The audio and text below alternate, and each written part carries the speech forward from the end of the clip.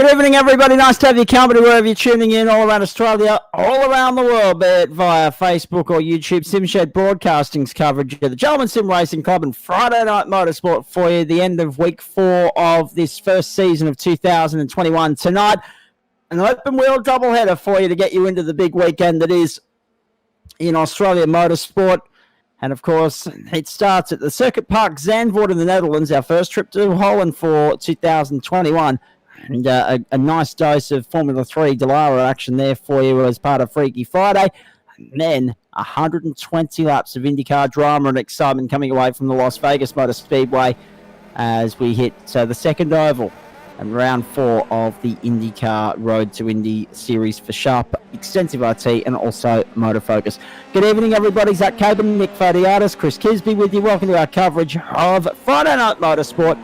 And as I say, the end of week number 4, massive weekend, particularly here in Ipswich as far as motorsport is concerned. So too down at Sandown as we get stuck into the stuff.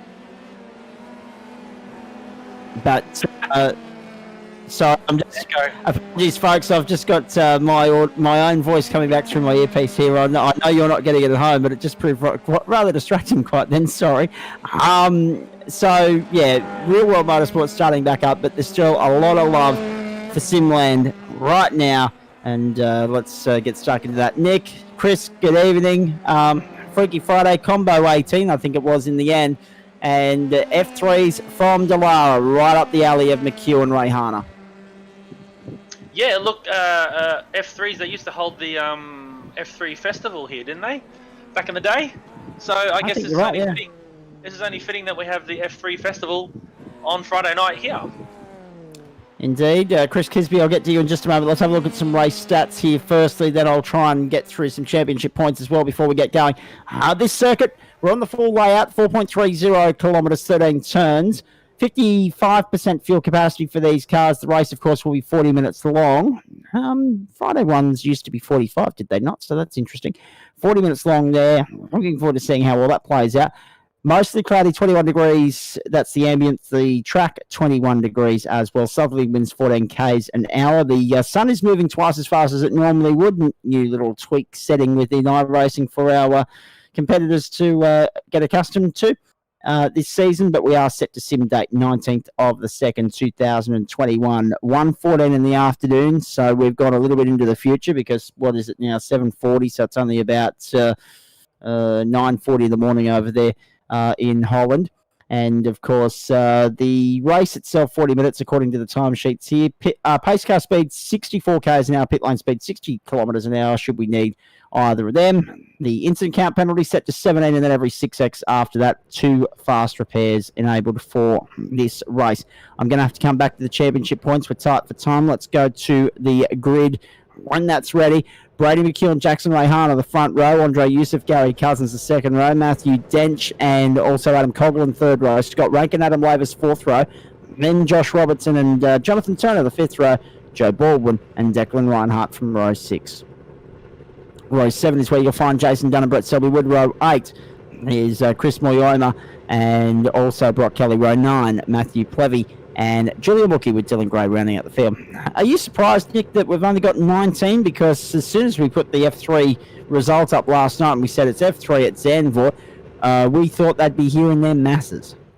Might be a bit early for the sand gropers, but also some people might still not be home from work. Yeah, that's true too. Chris Kisby, we'll get to you very shortly, mate. In the meantime, championship standings, Gary Cousins, 66, Adam Lavis, 46, and Grant Gill, 35. 32 for Adam Coughlin, Matt Stratford on 31, so too Leek Keamy. Michael Hammond on 30, 29 for Frank Kodak, 24 for Trent Lavis, and 23 for Paul Nichols. And Shane Witt make up the top 10 here for you, although I did give you 11 names. Getting set for start, the Friday Night Motorsport doubleheader for the Gentleman Sim Racing Club. First up, Zandvoort Racing. The F3's launched beautifully off the line. Cook and Rayhana fighting over the same piece of real estate. That it is Brady McHugh that got the better of the jump out of all of them, and he leads into turn 1. Oh, trouble at the back. Trouble at the back. Brett Selby Wood has gone around. Yeah, one of the cars didn't get off the line too well. I don't know who it was. I missed. And then, Well, lock rear. Uh-oh. And Yeah. Adam Brown. Tricycle. It's unfortunate when it happens that way. And my apologies as well. I just fell into the trap that I normally fall in on a Monday or a Thursday night and saying Cook and Rayhana. Of course, it is Brady McHugh. Angus Cook not on the grid this evening. My apologies to all the Angus Cook fan club members out there. As we get underway, the first lap around Circuit Park Zandvoort. His dad's one of his biggest fans. That's it, exactly. Usually bags him out, but anyway. Whoa, sober! Oh, trouble! Matthew Dench is in trouble here. Gary Cousins with the run down here into the Audi S. There'll be a flashback coming up in just a moment, Nick, of some contact further back in the pack. That caught my attention off screen here. First up, Scott Rankin in trouble. He was talking a big game last night in the post-race show, no doubt about that. Buddy. Yeah, that's why Matthew Dench ended up in trouble. He was an innocent bystander, caught up with nowhere to go. Yeah, generally disappointing for Scott Rankin. These things don't go too well on the green stuff. No, they don't. They don't go very well looping either. Turn 1 Tarzan Bok, there's multiple lines you can take through there, and it's cambered, so you can actually race side by side. So we'll wait with bated breath for people throwing some passes down in there as they come out of the Hugenholtz Bocht. Everything's a Bocht around here, so I'm assuming that's corner. If someone's Dutch out there that can tell us, let us know. Coming up through turn 8 here. I should say turn 8 Bocht. Jackson Rayhana chasing down Brady McHugh through the Marlboro Bocht into the Renault Bocht. Nice tight corner here, but unfortunately leads it to another tight corner. Which I'm not a particular fan of these two corners, but anyway, the rest of the track's really good. The Vodafone Bocht. I'm just having a look at turn 8. It says Shivlak. So I'm not really, it goes off the box scale, yeah. I'm not sure. Into the Audi S, which is an easy one to say. About the only easy one to say around here, but Rayhana chasing Brady McHugh at the moment out of the second last sequence of corners there into the double right, which is yet to have the banking added to it, Nick. Of course, Formula One will test that for us later in the year, hopefully, onto the main straight. Well, one of the things at the real Zandvoort that they have to look out for is it's so close to the ocean that a lot of sand blows in, and also the dunes change shape. So a bit like some of our North American tracks where they're right up there near Canada that, say your Michigans and I can't think of any off the top of my head, but it's parts around there, your Chicagos, all that kind of thing. There's a lot of snow and ice in the winter, and then a lot of sun in the summer. This has kind of the same effect with the sand. Here we go for a flashback. Thank you to Flash Graphics. Yeah, Declan Reinhardt making his way around onto the main straight. Let's have a look and see here. He'll be getting by the bystander. So Joe Baldwin has had an off-track excursion there.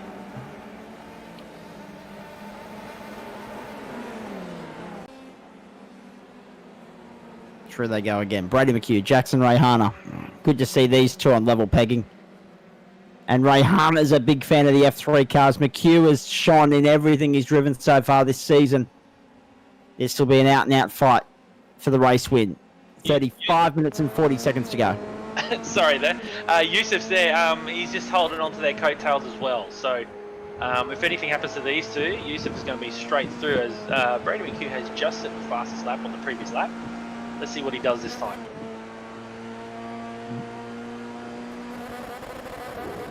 How good's the sound of Formula 3, hey? As far as the open wheelers are concerned, not much better at domestic level here in Australia. 35 minutes, and 10 seconds to go. I guess the only thing that could challenge it these days is the S5000, Nick, as they've come on to the scene in recent times with strong success thus far and a huge following forming. Yeah, look, Australia's not the greatest for embracing our open wheel racing. Saying that, I'm a massive open wheel fan, so yeah, S5000, bring it on. Andre Yusuf set the fastest lap just then on that last lap of 30.6, so he's closed the gap down now to those top two. As we see here, Jason Dunn coming through the Schleivach. I don't know how you say it. Someone Dutch out there, please let us know. and do let Nick know, because I'm no hope. Have a look at this. Jonathan Turner sitting there in 9th at this point in time. But this battle ahead of him, Joe Baldwin, leading a 3-way fight. Some Hot Wheels there. Here we go. Joe Baldwin and Declan Reinhardt, I think, changed for position here. Oh, surprised him.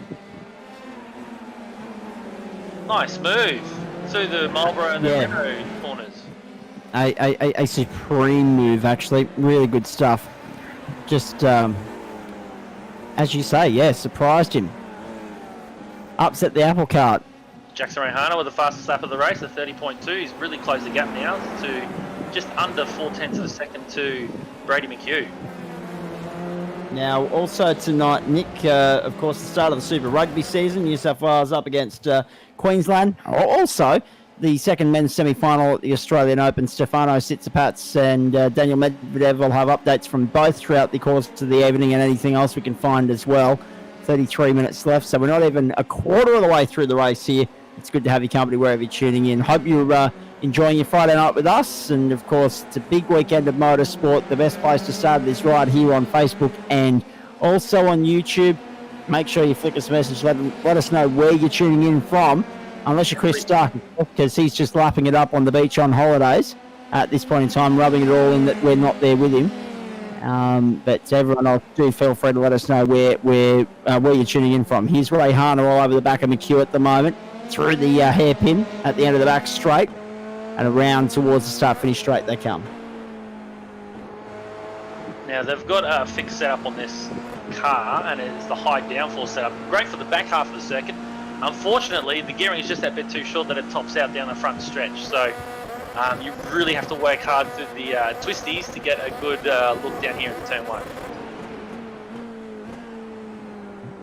Oh, Brady McHugh wide, missed the apex there. Yeah, but it didn't cost him in the greater scheme of things, but that was a really wide run through that corner for Brady McHugh, and un-McHugh-like, I would say. Up through Hugenholtz, looking maybe practicing for the ovals, I don't know, taking a high line. We'll see later tonight. Well, that's a fair point. Let's talk about Las Vegas briefly. Oh, Jackson's got a run. Actually, hang on, just a sec. There's a run here. Ray Hunter can't find a way through. I was going to say, when it comes to Las Vegas, there are two fast ways around there, the high line or the low line. It's just a matter of making one of them work for you. Looking forward to that IndyCar race. I'm expecting a bumper field, Nick, if last week's any good. Bumper field and bumper to bumper, I think. There's some oval guys will come out of the woodwork, no doubt. I think Have a look at this, Ray Hunter. Yeah, Jackson's poised and ready to go. He just needs a good run. 31 minutes and 5 seconds to go. So who's that in 4th now? Gary Cousins just coming into the back of shot now. So he's slowly catching up to these guys again. So they're all kind of holding each other up here. Yeah, Gary's catching them too. What is his last lap? Yeah. Here we go, 30.4, 30.2, 30.4. Gary Cousins, 30.6. Okay, well, maybe not. They actually dropped a little bit of time, surprisingly. But they're all doing 30s. They're the only 4 cars doing 1 minute 30s. So here we go, another fight. Jason Dunn. Will he have a look? No, round the outside. Who is that? Jason Dunn with Declan Reinhardt. Here we go. Oh, have a look at this. Up around the outside, if you don't mind. Couldn't quite get the job done just yet, but Ray Harner's right there with Brady McHugh. One little slip up from McHugh and Ray Harner will be through here. And McHugh's job now is to make that task as difficult as humanly possible for Jackson Ray Harner. 30 minutes to go. The more they fight, the more those guys behind will catch up, such as Andre and Gary. Other than the top 4, the rest of the guys have either dropped or gained position. So we've got Adam Coughlin there in 5th, gaining 1. Joe gaining 5. Declan gaining 5. A couple negatives in the back half of that top. The top. Top 10 are all gains, and then the top, the back half of the top 20 are all losses, pretty much.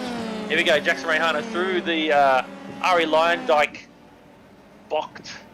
Man, there's some good letters there. D-I-J-K Bocht.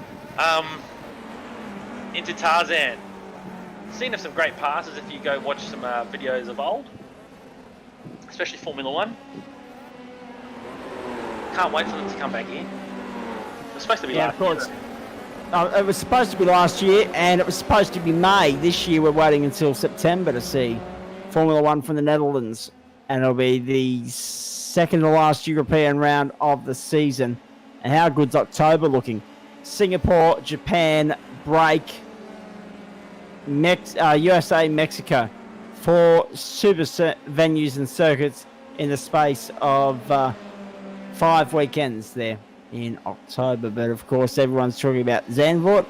It'll be a lot of fun, but it might result in a few upgrades from the great people at iRacing, I would think. Yeah, I think it's just going to be hard to send stuff from America over to Europe to scan. Hopefully, they can get something in Europe to start scanning. Well, that's exactly right, 100%. Who we got here? It's Jason Dunn and Declan Reinhardt. I believe it is those two. Fighting hammer and tongs, tooth and nail, whatever you want to call it. Just that high downforce makes for great speed through the twisties. Now, will that high downforce be a barn door down the straight? He's lost his run there. Oh, he's off.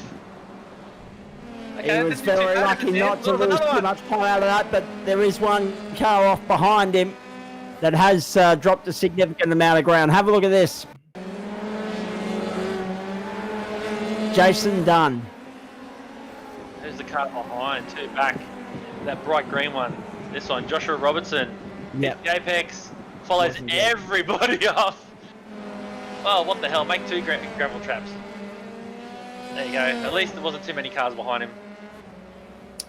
He is now the last car sitting on the lead lap as far as I can tell. And like you said before, Zach Brady McHugh with the fastest lap of the race. But the gap between him and Jackson has pretty much stayed the same. So they're just trading fastest laps. 130.12 at the moment, that fastest lap for Brady McHugh. 130.21, Jackson Rayhana's best. Nothing in this fight. It's going to be who's best positioned at the right time.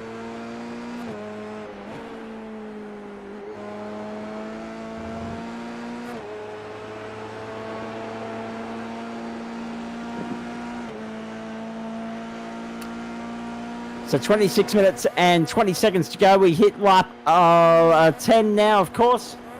Andre Youssef. He had a good run last night in the Porsches. Sure, a couple of moments left a lot to be desired. None of it his fault. Unfortunately, he was an innocent bystander. But he's sitting third at the moment. On your screen there. Next target up the road, Jackson Rayhana. Fastest lap of the race for Rayhana.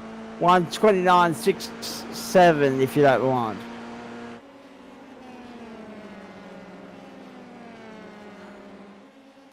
Don't forget Indycar coming up for you very shortly from Las Vegas Motor Speedway.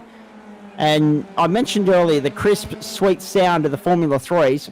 Let's take this opportunity while we follow Brady McHugh on board with Jackson Rayhana, if we can do that, to crank up the volume and hear these machines hard at work.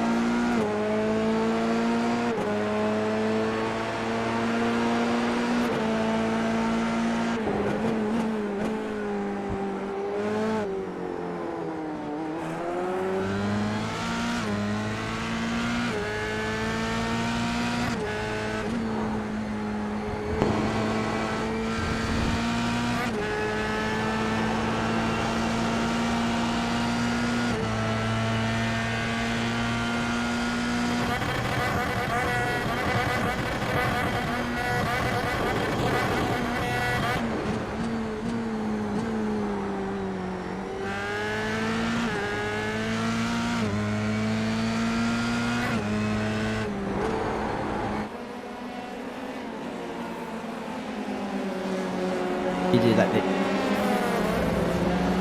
All right, coming to the end of lap 12 we're on now. Lap 11 we're on now. We got Brady McHugh leading from. No, you were right the first time. It is lap 12. All right. Yeah. Just trying to read that. It's 11.4 laps. Right, gotcha. Brady McHugh from Jackson Rayhana by 4/10, from Andre Yusuf by another 2 seconds, and Gary Cousins 2 seconds behind him, with Adam Coughlin leading the next train of cars, about 8 seconds behind Brady McHugh. That's your top 5. Here we are, lap 12, coming to the end of the circuit. We're into the Vodafone corner. Down the back straight we go. Cut across to Josh Robertson in 10th. This is the closest fight on track, and he's tailing Jonathan Turner here. Sharp Freaky Friday with Motor Focus, 22 minutes to go. On my timing screen, Jason Dunn has gone off, and he is slowly dropping down the order, so he's gone very off by the looks of things. Hopefully we get to catch up with that. I was going to say, I heard some crumpling in the background and some fences being kissed. It didn't sound pleasant, whatever it was.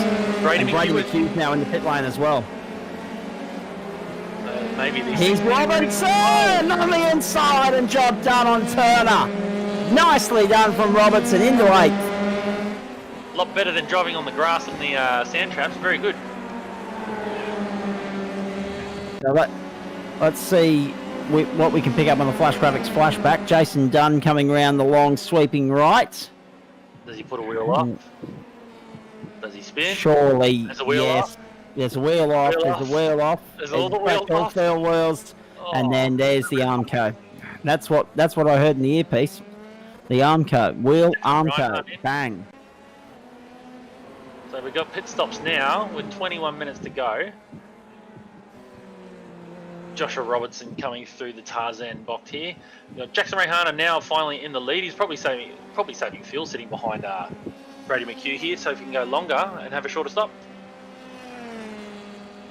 So it's now Jackson Rayhana for Andre Yusuf and Gary Cousins in the top 3 there. Brady McHugh's come out in 5th with a 4.8 second stop.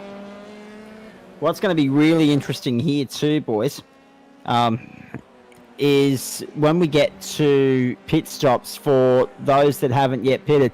We've seen a couple of races this week where the overcut has worked and a couple where the undercut has worked.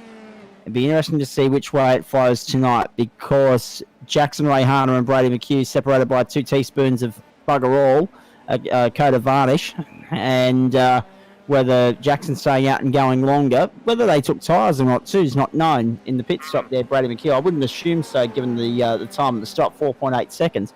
But yeah, it's just going to be interesting to see if Rayhana's got the pace in clear air compared to McHugh, who's going to be buried in traffic now.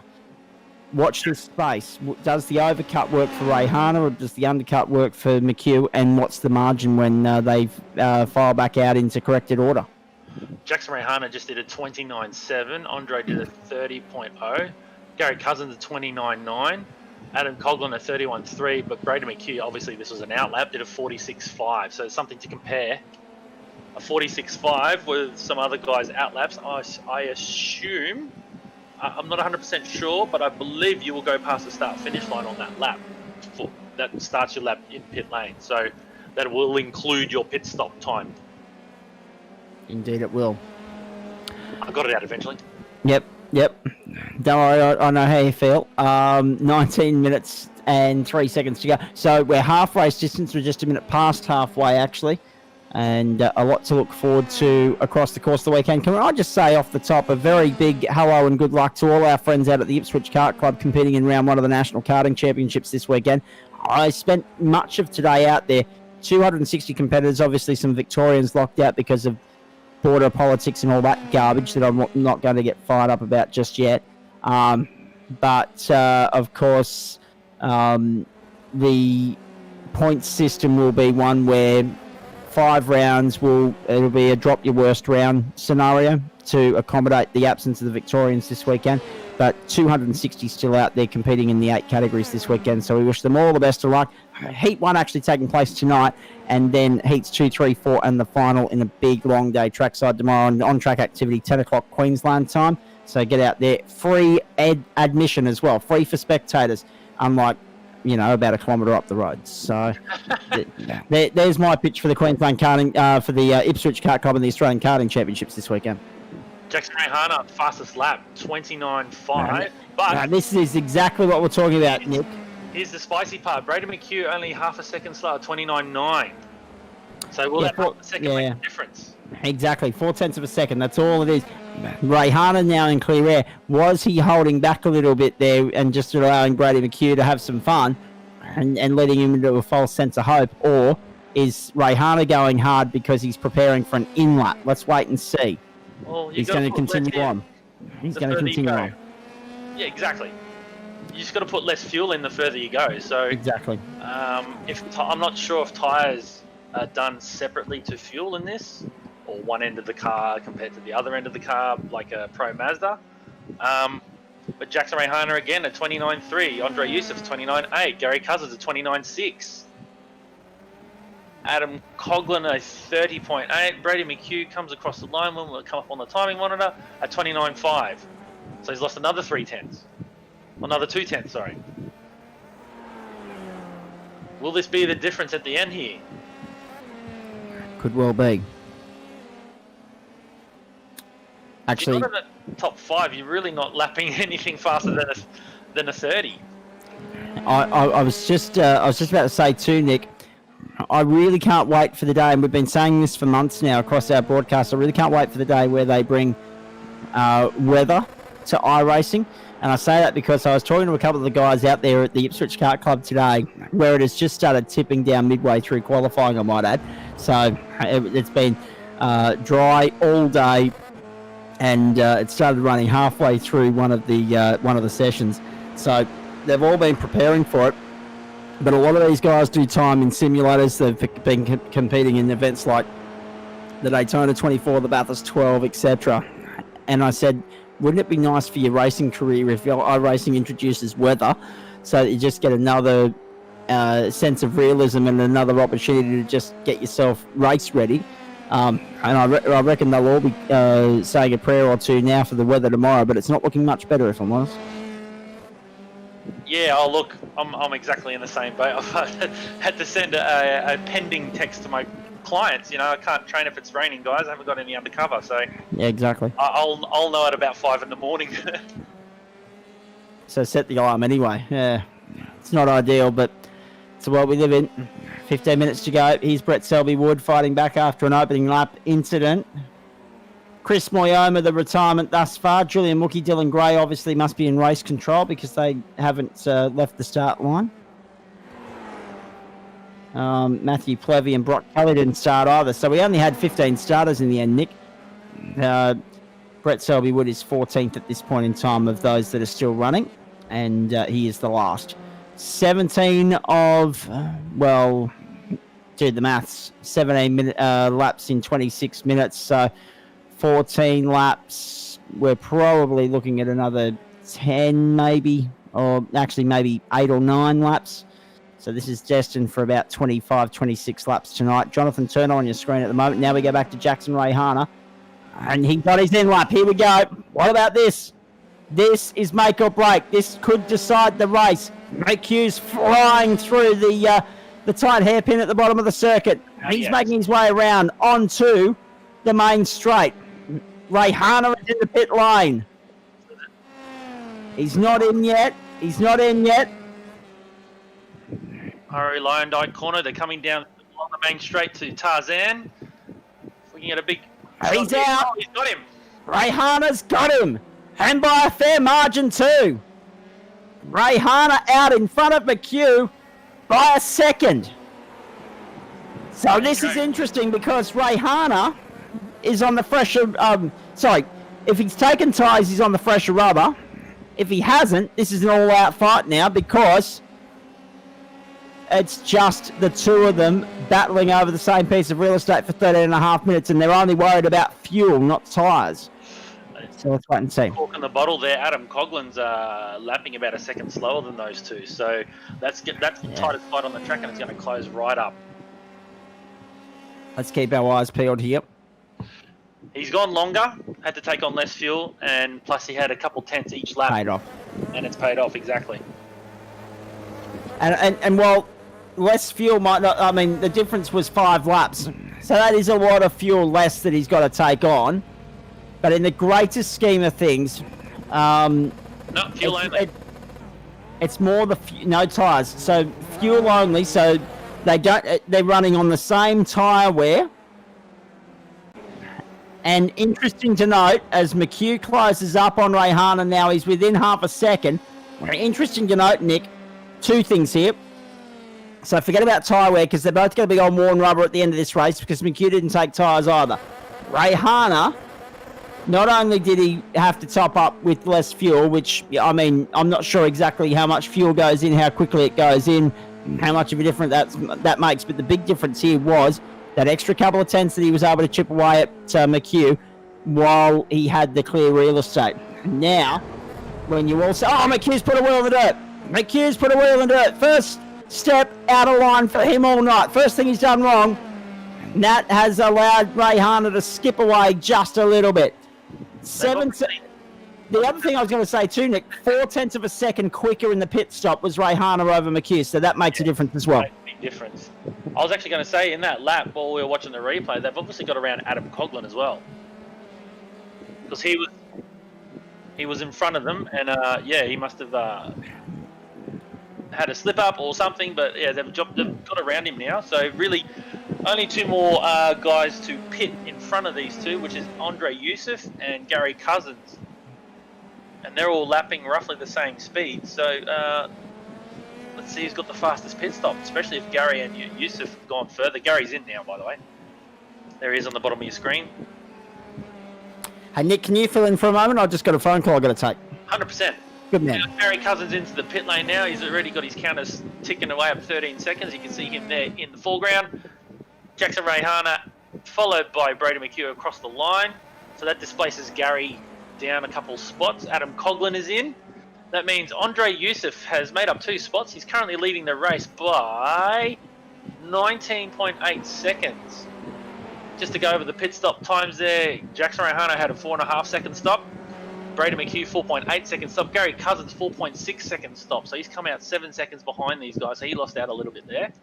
Adam Coughlin's in, but they've got, geez, what have they got? Heaps of time behind. Adam Coughlin still comes back out in 5th. So really, the last card to fall now is Andre Youssef.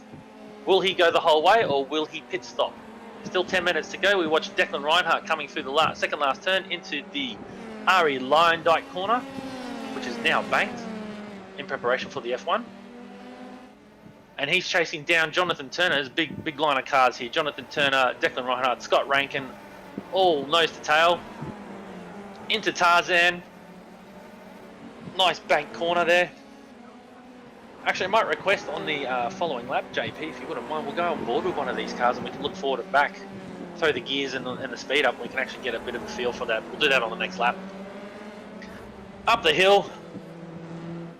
What's this one called?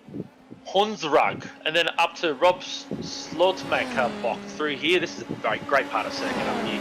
Blind, over crest, left and right. You can't really do much because it's all fast. I guess the best thing you can do is understeer off the road. It's that much speed through there, as we see Scott Rankin closing in on the back of Declan here.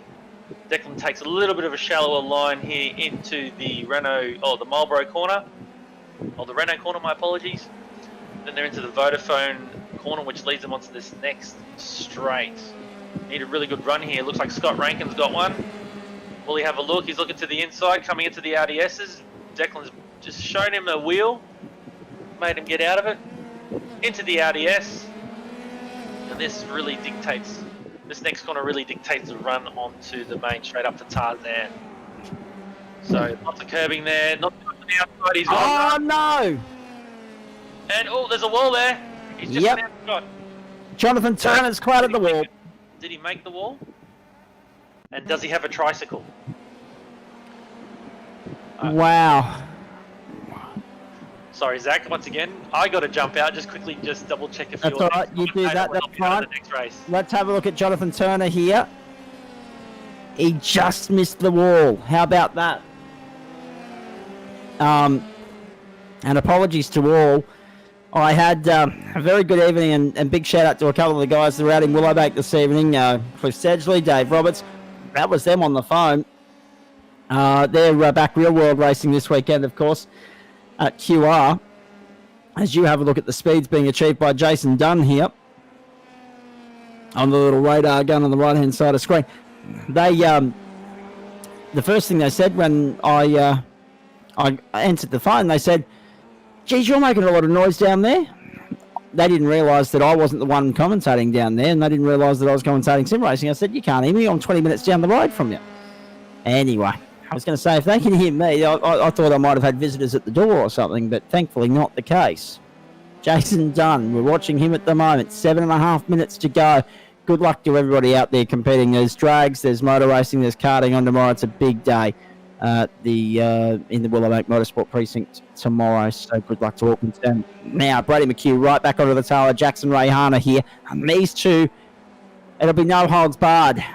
If McHugh initiates a stoush here with Rayhana, who clips the dirt on the exit, it will be very interesting to see how it all plays out. McHugh up on the outside, Rayhana the inside. We're okay for the moment. Through they go. Great stuff here. Brady McHugh sitting second. Jackson Rayhana the leader. And as I say, this isn't a team orders thing. These aren't teammates. These are two of the hardest races within the club. That's McHugh. That's Rayhana, who makes the move first. Who initiates the fight? Or is McHugh content to sit there just a little bit longer and wait his turn? Oh boy, it's getting tight. It's getting tense. Minute 30 the lap times here, so I think we're going to get 5 laps here, boys. So that's going to get us up to 27 laps. Whoa, McHugh right up on the tail now of Rayhana. Through the hairpin they go. Out through the back section of the circuit, bring it back. Through the fast-flowing right, left, right again. Up over the hill. And he's right there now. Rayhana cannot afford a mistake. It has to be precision. It has to be perfect for the next short while from Jackson Rayhana. Or otherwise, McHugh's going to sense his opportunity and go on through on the inside. Nick Fodiatis, Zach Caben with you for our coverage of Friday Night Motorsport at the Gentleman Sim Racing Club. Jackson Rayhana leading the way here. Sharp and Motor Focus bringing all the action to you. Of course, Motor Focus quality scale models. Big thanks to them. Big thanks to Sharp Extensive IT for making Friday nights possible. We're with you Monday, Wednesday, Thursday. Now Friday as well. So by the end of the season, we'll have had 40 nights of action, of which 39 will be broadcast at something like 27, 28 different tracks. It's quite an extensive catalogue we've got on our agenda this season. 4:52 on the clock. 3 laps. And then the white flag. 4 laps to the checkered flag at the moment. Rayhana and McHugh going hammer and tong here at the moment. Through the long, sweeping left-hander. And then they make their way down through the back of the circuit. The blimp shows and tells the story for you. Not actually, there's something, and I'll ask Nick when he comes back into the commentary box, just making sure that you observe it as well as we do, ladies and gentlemen. You might notice how little they were using the ripple strips through the back section of the circuit there. Hitting the apexes, but not relying on the curbs. And that's important to note.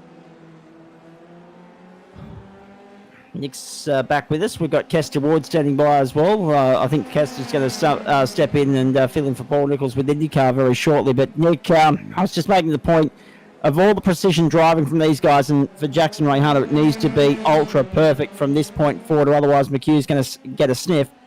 One of the great things about the Formula 3 racing is very little, and I say that just as they run over them, very little use of the ripple strips and the curbs here. They're pretty much relying on those white lines, and that's just part of the trade. There's some grasscrete on certain corners, and some of the curbs are flat, but for the most part, yeah, they're just keeping it on the black stuff. You see Brady McHugh, funnily enough, to prove me wrong and go up on the curb there. But It's neck and neck. 3 minutes to go. I just don't think with the way the cars are set up, it's topping out halfway down the front stretch. So unless you're side by side, and even then, it's just going to top out again anyway. So Brady has to force a mistake or get through up here somewhere, and he's going to be really close to get a run. What happened to Andre? Did he take tyres, by the way?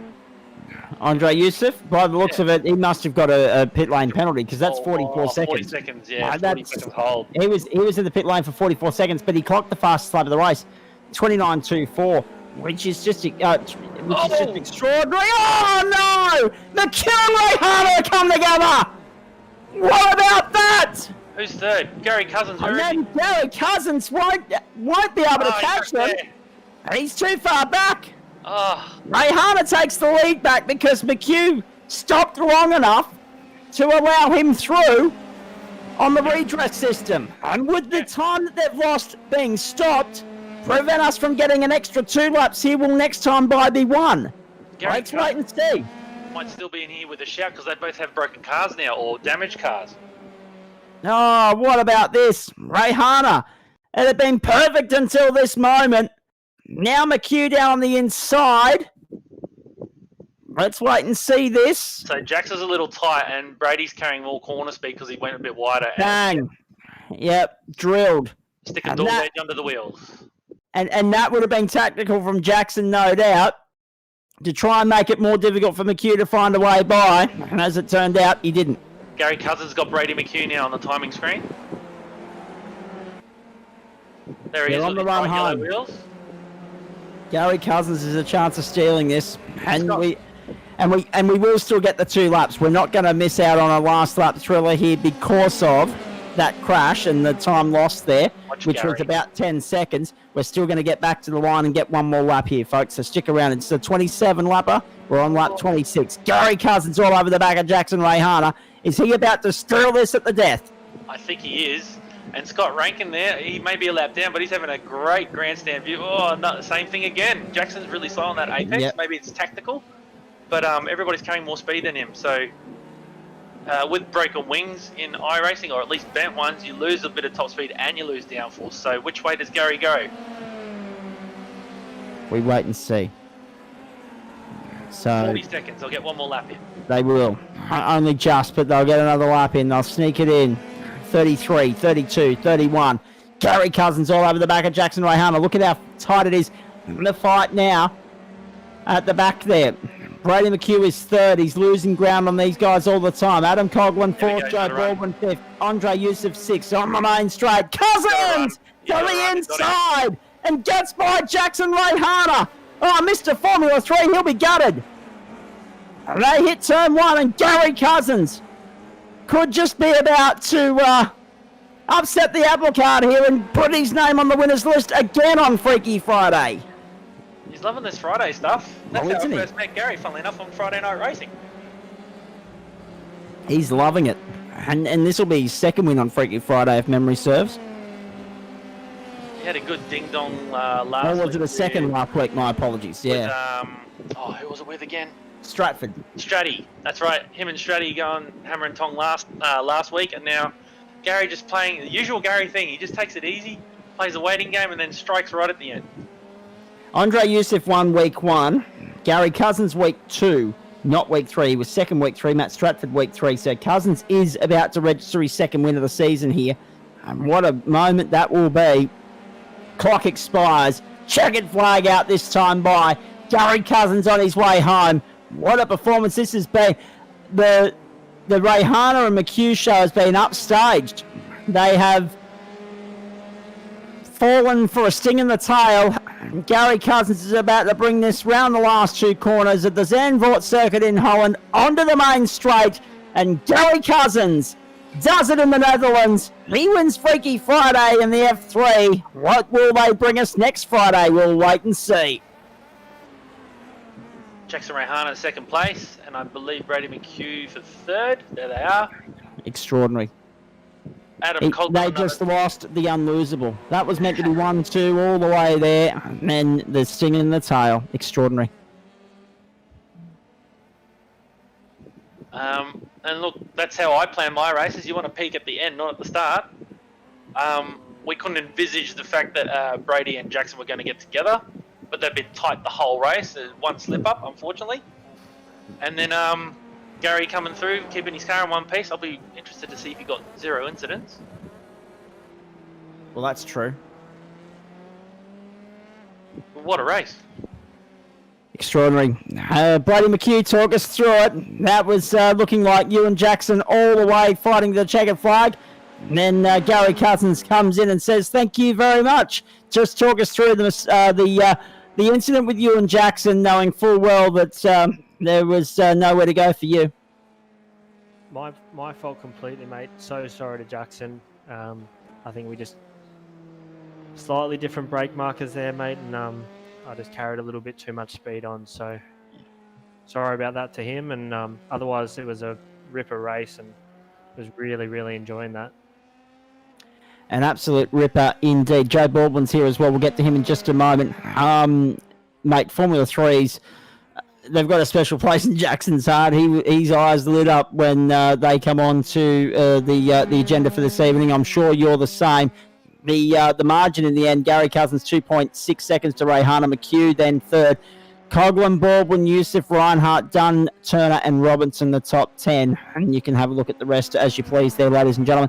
And that's the thing, Brady, when it's so evenly matched as it was proven by, there was only a second between you at the end of the pit sequence, Jackson going longer, taking less fuel, etc. That's all what the difference was in the end. But when you've just got that millimetre or two difference in your braking markers, it's so easy to come unstuck, isn't it? Yeah, mate, it is. I mean, qualifying was awesome. I was watching the times, like Jackson would go quicker and then I'd be like 2,000ths behind, and then I finally just pipped him. But I think he had better pace, and I kind of look back on it now. I think pitting early was a mistake because he had a bit better pace in clear air. So if I had my time again, I probably would have stayed out. But, mate, I need to buy Jackson a 6-pack of beers or something. I really can't express how sorry I am for that. It happens, but at least it wasn't a race-ending crash. Let's look at it that way. You still got second and third, so well done on that. Are you jumping in the IndyCar? Yeah, mate, I'll jump in there and have a crack. All right, we'll let you go and focus on that, mate. We'll check in more post-race. We're going to wrap this up very quickly here. Kester Ward standing by to join us for IndyCar. We'll get to him in just a moment. Trucker Joe Baldwin, great to have you on board, and we're about to have Jackson Rayhana in here as well. Joe, fifth in the end. There's something about you and versatility that we're starting to notice here now as well. You're starting to enjoy everything you jump behind the wheel of. Oh yeah, look, I same again. I got home early. Oh look, there's a F3 race. The guys in Summit Sim, they sort of taught me around a lap to learn it in this car, and bang, we're sort of right there. So I'm pretty happy. Andre gave me a bit of a fright there at the end. I had to, like, it was the last lap, I had to sort of block and make it hard for him. Unfortunately, I think he pinched the brake and went off, but what fun. I'm starting to enjoy it. Yeah, exactly right. And of course, we're all looking forward to IndyCar in just a moment. The Zandvoort circuit, it's a great track for those cars, isn't it? Yeah, absolutely. It is. I've done a fair bit of racing here, but mainly in the Skip Barber. The Skip Barber around here is probably my top 3 tracks on the service. So I've done quite a few laps around here, but not in this car. And you can just carry so much more speed through the corners. It's good fun. But the Indy car's next. I can't wait. Neither can I, mate. Just downloading the track and getting into the server now. We'll let you go, Joe. Thank you. No worries, thanks. We'll see you in the next one. Yep, good luck there. We'll check in a little bit later on. Hey, Jackson Rayhana, Mr. Formula 3, as I referred to you during the call. I got sidetracked at the start because I'm so used to seeing you and Cookie at the front when it comes to open wheelers or anything that you're running at the moment. And then I realised he wasn't in the server. So you didn't have your mate tonight. But in saying that, you didn't need him. Just one small difference in brake markers, and it brings you and Brady McHugh undone. And that eventually cost you the win as well. It's unlucky, but at least it's still podium finish and a good haul of points going forward in Freaking Friday. Oh yeah, look, we all do it. We've all been there. Yeah. I've cooled off now, so we're all good. what can I say? Like it was a great battle up to that point. It was really good. We were side by side a few times there where I doubt very many other people could hold it side by side. They're a very delicate car to drive, and as you saw, just one touch and yeah, it messes everything up. They're very delicate things. But yeah, no, look, I do a lot of probably do a lot more laps in Formula 3 than Brady does. So it was cool to see him, on the pace tonight. Which it was cool to have someone to race against with, and yeah, hopefully we can go again next, and hopefully it doesn't end like that. Quickly, how much time have you put into Las Vegas, and what are your thoughts? I've got my special secret cheat code notepad right next to me, mate. Done a bit of practice over the last few nights. So yeah, I'm excited. I'm keen. As are we, mate. Thank you for that. We'll check in again with you after the IndyCar race. Good luck. Thanks, Zach. So Brady McHugh and Jackson Rohana and Joe Baldwin there. After Freaky Friday, next combination and all that jazz. What car, what track will be announced next Thursday night in our broadcast of the Porsche Elite Cup and the Pilot Series. Kester Ward, I'm going to get to you in just a moment. I'm going to have a chat to you off air first, though, because we're going to take a break at this point in time while JP and I and everyone else changes servers. It's Gary Cousins getting his second win of the season on Freaky Friday, round 4 done. Let's see what they throw at us next week. That goes to vote from tomorrow. And then we get to the halfway point of the series at this time next Friday night. We're breaking and we're coming back with more of the Road to Indy series for Sharp, Extensive IT and Motofocus, the Gentleman Sim Racing Club, right here on SimShed Broadcasting on the other side from the Las Vegas Motor Speedway. Stick around.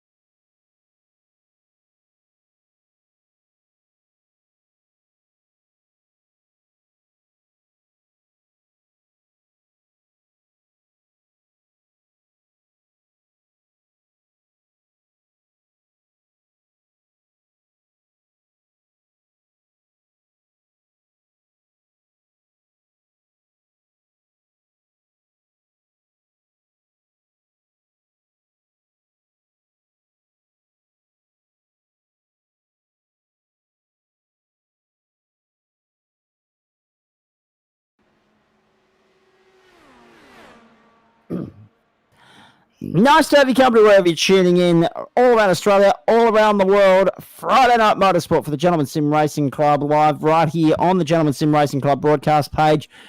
Produced and presented by SimShed Broadcasting. It's also live on their page as well. And, of course, you can access their action right across YouTube and Facebook as well. Zach Cabin and Kester Ward with you now as we turn our attention to round 4 of the Road to Indy series, presented by Sharp Extensive IT and Motor Focus.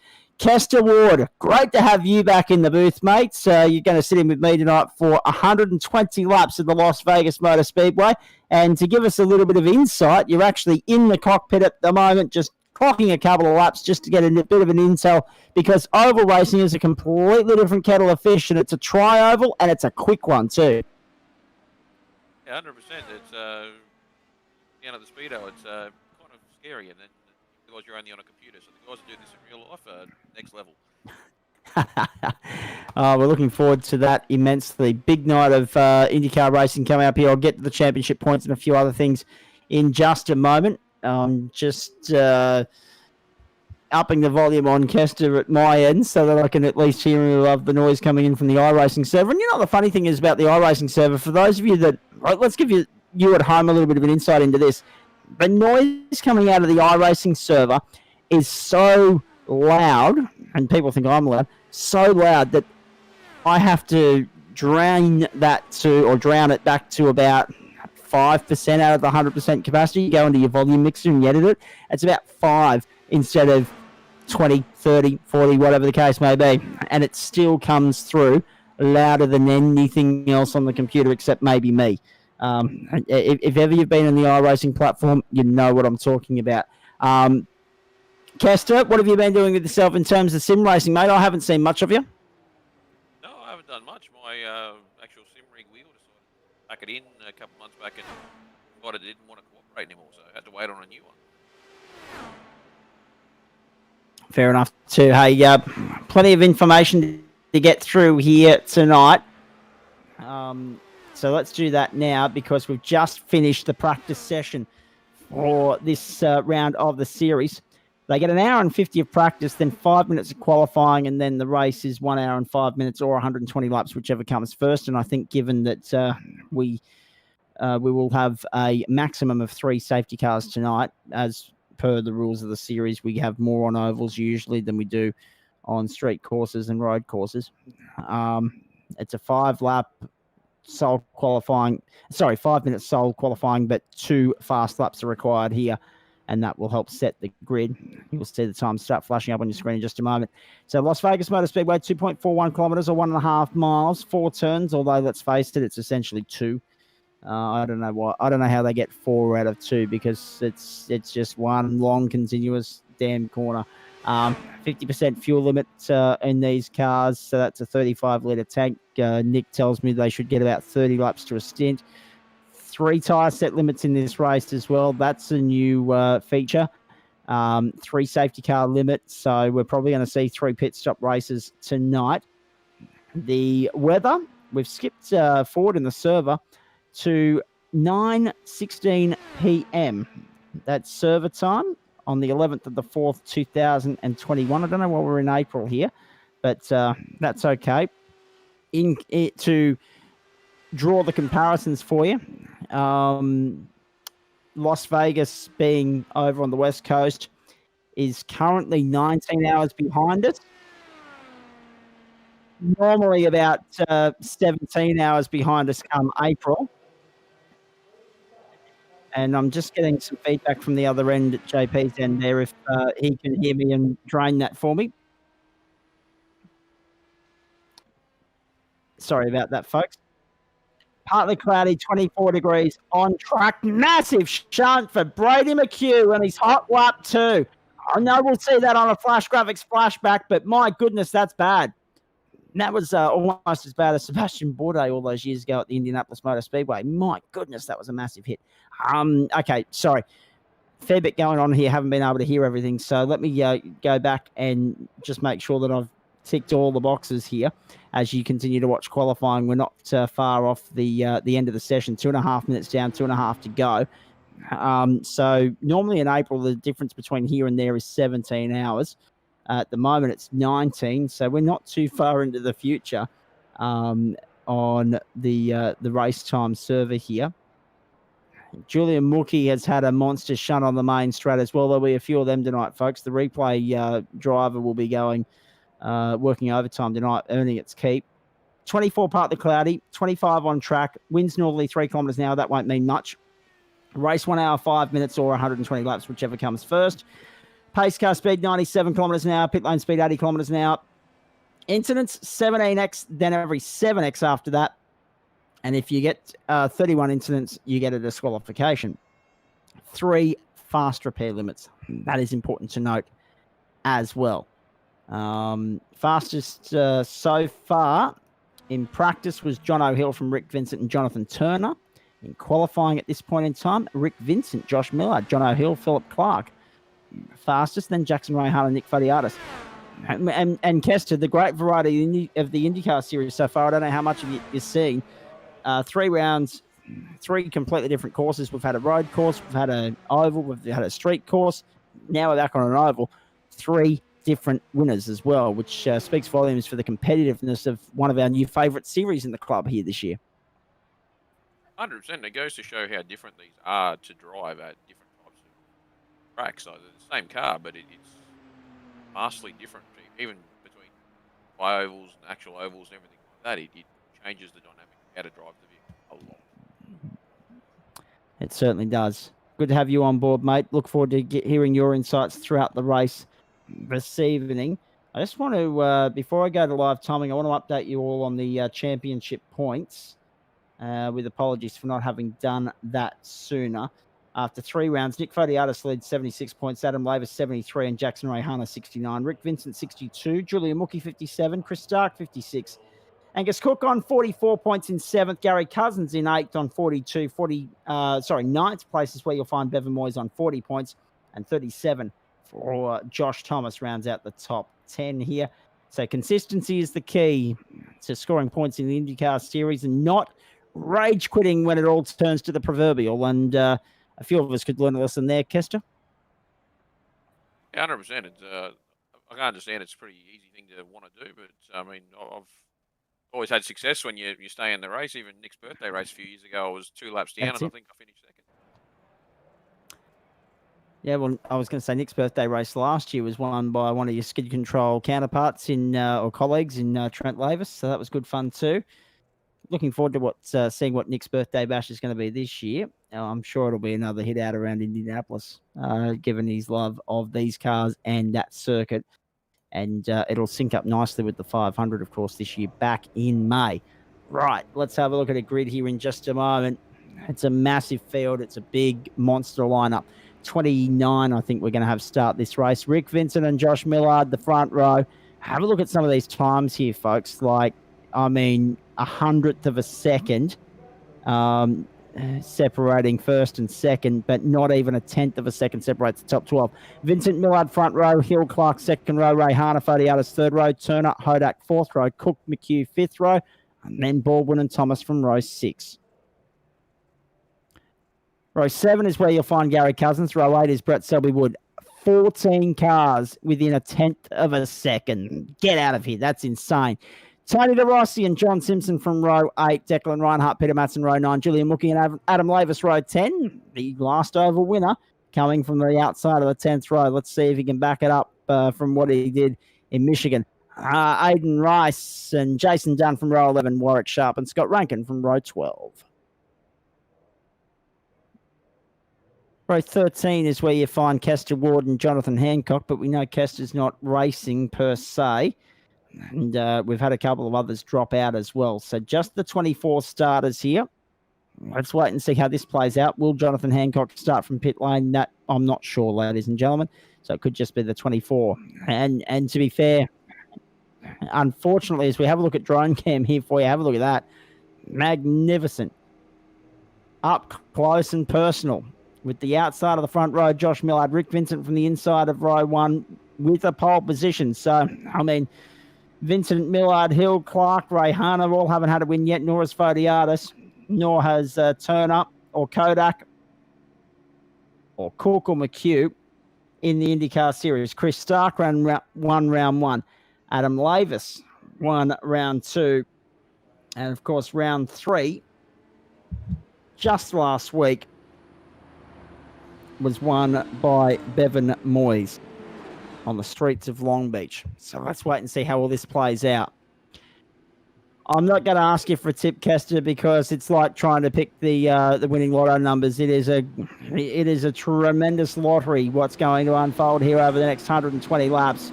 And what we do know is we're in for fireworks. Sadly, this is a circuit so richly remembered for the passing of Dan Weldon, and that monster shunt when a 34-car field got halved in 2011. Let's hope for far less fireworks tonight, but a shed load of entertainment. And I say shed load advisedly because this is SimShed Broadcasting's coverage of, do you see what I did there? Of round 4 of the Road to Indy. Gentlemen Sim Racing Club Friday Night Motorsports Series for Motor Focus and Sharp Extensive IT. Rick Vincent brings them off the last corner. And when the green flag flies, we go racing. Pace car to pull off into the pits. Field in Rick Vincent's control. Night racing for the first time. Let's get it on. Watch for fireworks here. No safety car in the first 5 laps on the last 10 laps, and Vincent has split eagled the field. He's gone. He's absolutely launched off the line and cleared out. And poor old John O'Hill, he just got left behind there. That was a brilliant start from Vincent. Millard got left behind, and now they make their way up around the outside. Fodiatis and Ray Harner side by side to complete lap 1. The field not as closely bunched as I thought they would be, given the closeness of the field in qualifying, but watch it over the next 120 laps. This is going to be red hot stuff.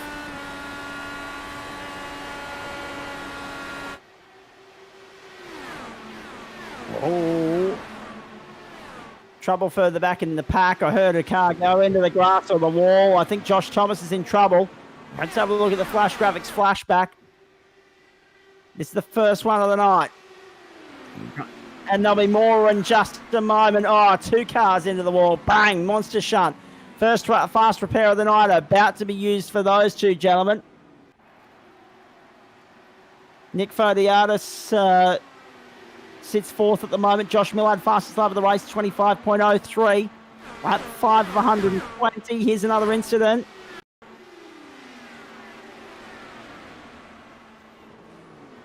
Oh, massive shunt. And this is only this is why Nick has the rule in place where you can't have a caution in the first 5 laps, because we would have already been under caution twice. So as soon as lap 6 comes around, I reckon we won't be too far off our first caution. There are 3 of those in the race tonight. That's the cap. That's as many as Chris Kisby is allowed to throw from race control. Kester, what are your observations so far? What a great start for Rick Vincent.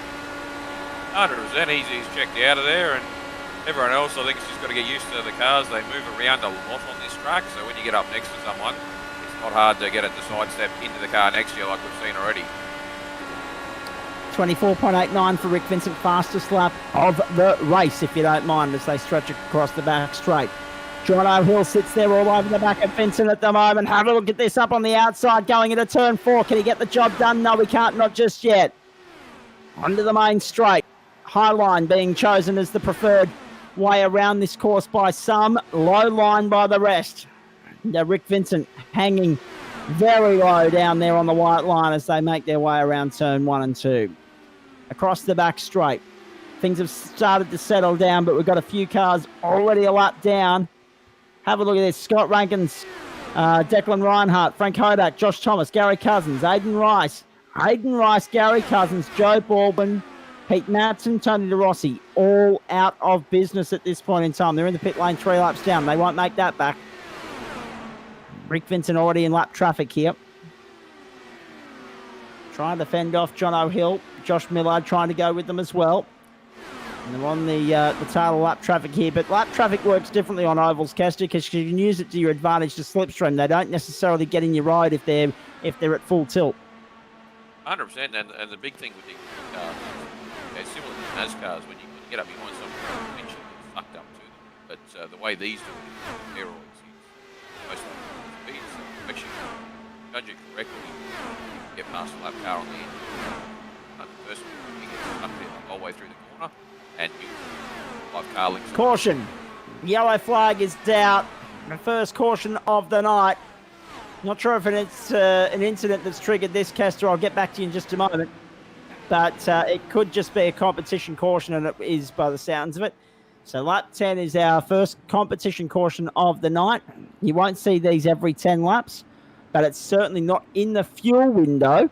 So that will affect the strategy of some of the guys here, Kester. But the good thing is, I guess, there will be a few guys that if they're out on the track, they'll get a lap back now because of the wave around system in place in race control. And I mean, as much as start there out the front, it's actually not the position to be in at the start of one of these races because you're running wide open throttle. If I was sitting in the back behind him, we'll be sitting 80%, maintaining the same speed, burning. And yet so many people have made their way into pit lane. A lot of cars coming into the pit lane now. Rick Vincent creeping along on the main straight, and I'm not too sure why. He was waiting for the safety car to come round, and in doing that, he's balked himself the chance to go into the pit lane. He's fought everyone else, Millard, Hill, Clark, Rayhana, Fodiatis, they've all gone in. They're all topping up just to extend the fuel run. Whether they're taking tyres or not remains to be seen, because at this stage on our numbers, if you can get 30 laps to a tank, it's a 3-stop strategy. 30, 60, 90, that makes it pretty simple. But if they stretch it out to 4 stops, which most of them have done now by stopping this early, it's going to make it interesting, Kester, because they've got to choose wisely when it comes to tyre sets. Some of them will want a fresh set for the last stint. Some of them will want a worn set. And some of them aren't going to have a choice. They'll have nothing but worns left. 100%. And my strategy with these races is, if I was out there now, I'd be jumping into the pits, throwing a set of tyres at it, to top it up with fuel. Gives you a little bit more grip at the end of this next run, and also short pit stop, so you might be able to jump a couple of these guys in the pits and get yourself. Now Rick Vincent comes in. Oh, geez, that's hard luck for him. Everyone else came in before him. He must have missed the call that pit road was open. And there are a couple of cars getting wave arounds.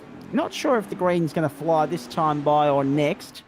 Safety car lights are still on, so it looks like we'll get one more lap under caution here.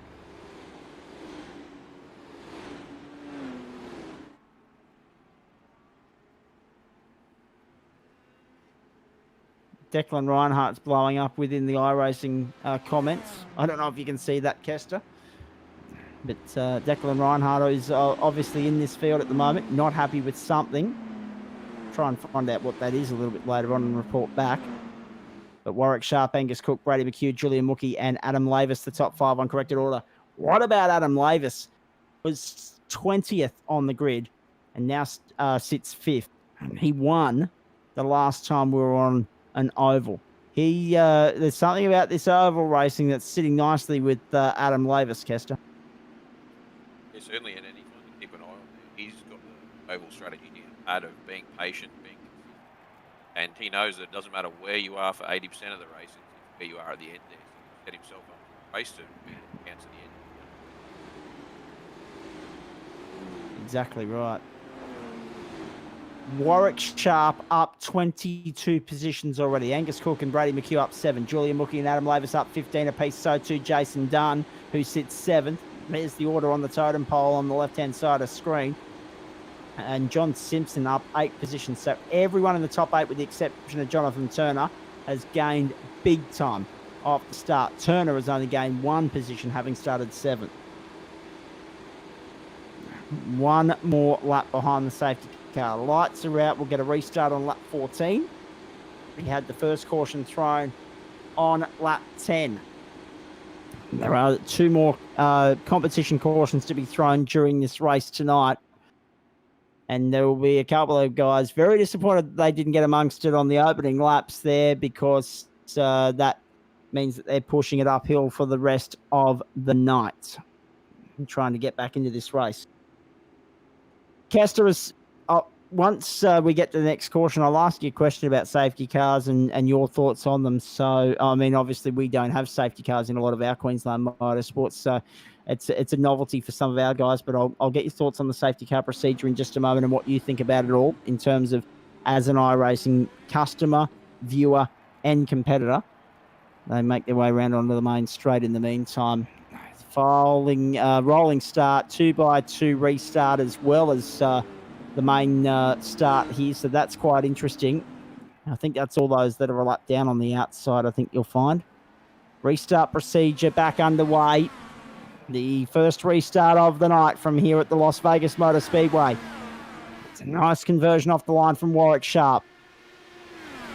To turn one they go.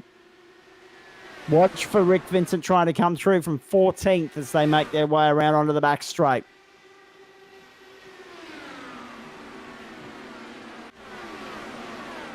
Good restart from all concerned.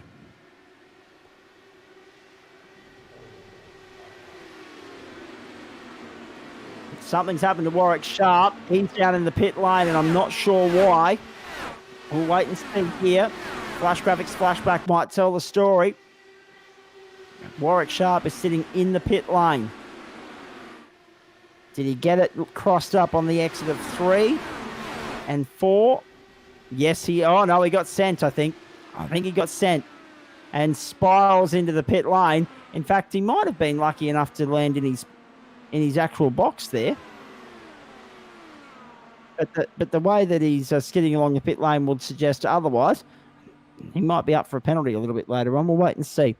Angus Cook now the leader from Brady McHugh and Julian Mookie. Sharp rejoined the race, but a long way down the order, down in 16th, and now is back in the pit lane according to our timing monitors. So that will be to serve a black flag that he would have inherited from the speed in the pit lane.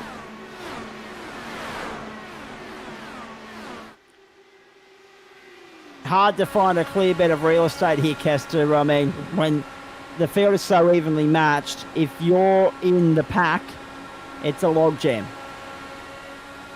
100% all about drafting there. They're all got the same top speed at the end of the day, so it's all picking your battles and how to draft with people. Joshua Thomas at the top of the circuit. Angus Cook goes by Brady McHugh. Holds the lead here. Side-by-side action. Rick Vincent and I'm not too sure who that was on his outside. Might have been Josh Millard or along the back straight. Flash graphics flashback for you. But 19 of 120. We went time certain at Long Beach last week. The race was 5 minutes shorter. But we went time certain with 2 laps to go. To be fair, though, it was a cracking race every step of the way. A high attrition rate, that's what you expect in this series. Even with the fast repair limit of 3, it's so easy to go a lap down and just say, that's it, hang up the helmet, we're done. I hope not too many people do that tonight.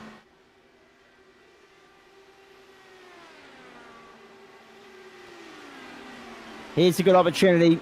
We did it earlier with the Formula 3s. Las Vegas and Indycar are totally different beasts. And they're going through it full tilt. Let's have a listen to these Indycars hard at work as you crank up the volume.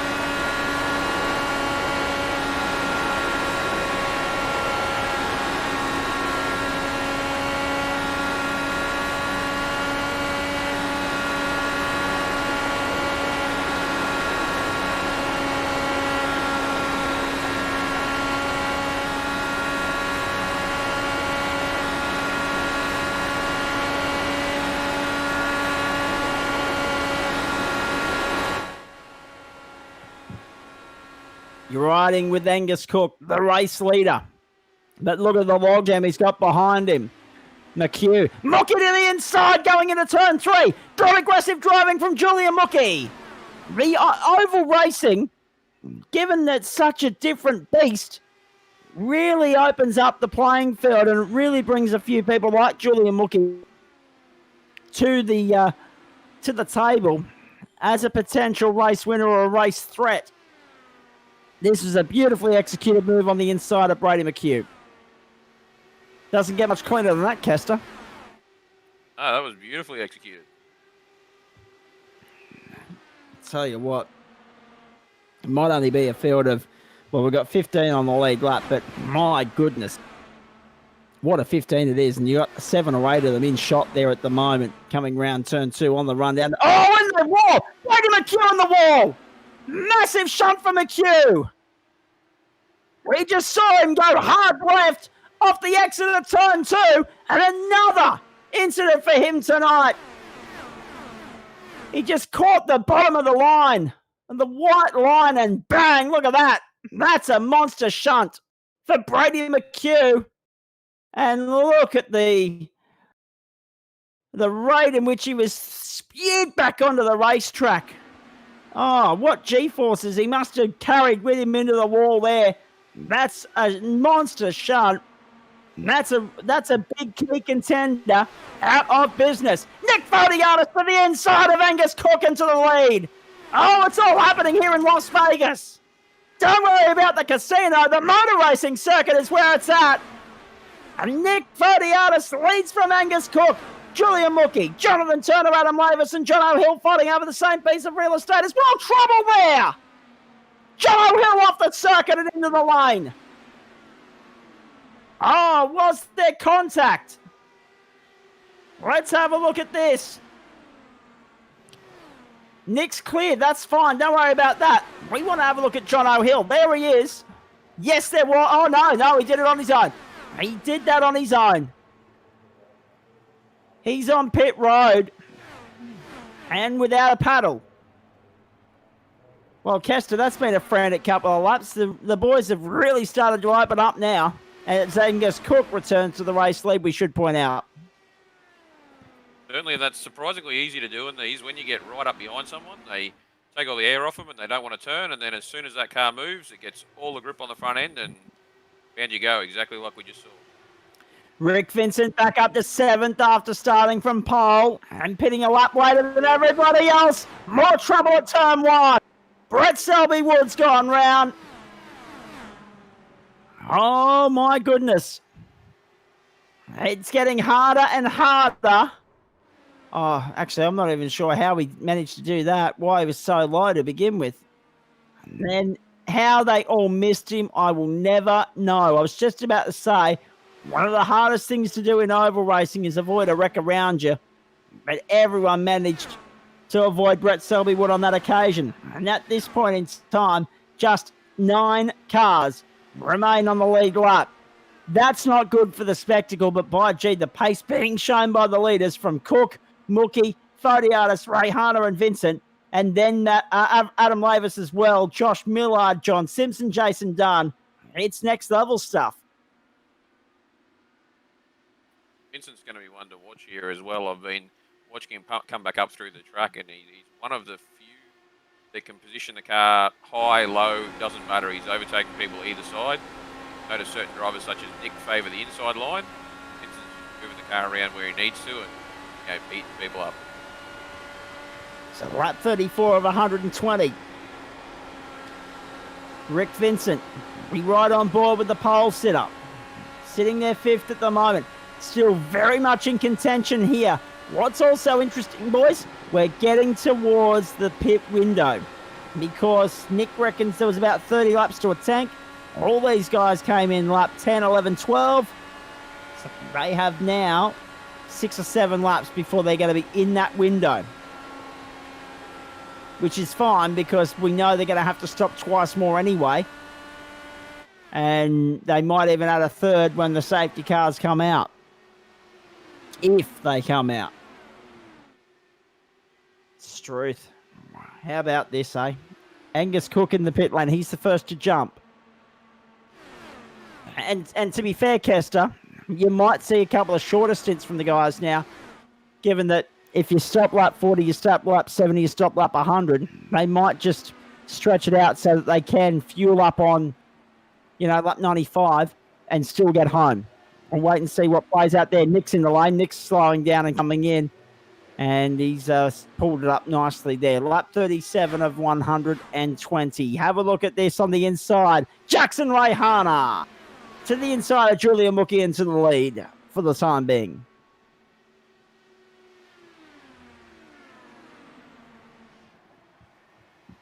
What are your observations after 37 laps, Kester? We're almost a third of the way through this thing. Trouble! Jackson Raihana's gone into the pit lane and someone's gone round. Massive shunt there for Frank Hodak. And then there was another one that went in after that as well. I'm sure there was a third one go in.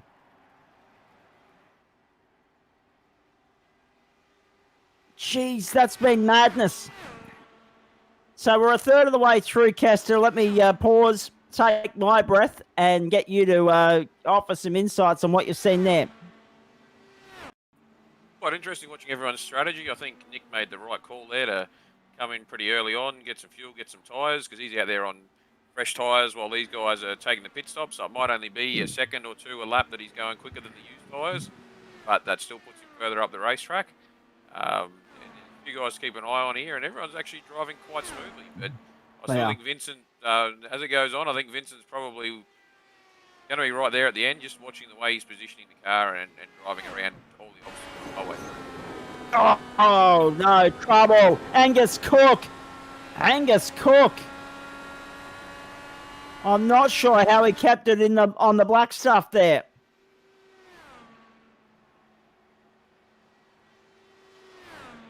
We're hearing net code potentially for Cook.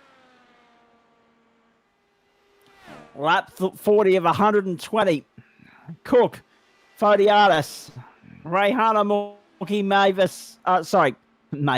Maverick Lavis. That's Adam, of course. Every time he has his surname as Maverick, it just throws me. Millard, Vincent, Dunn, Turner, and Rank in the top 10. I like Mavis. I think Mavis should stick. Yes. Oh, dear. Trent Lavis was going to try and get into the server tonight. He wasn't able to. Philip Clark's in the pit lane at this point in time. But it's just something about the ovals that agrees with the Lavis boys. Here's Josh Millard in sixth now.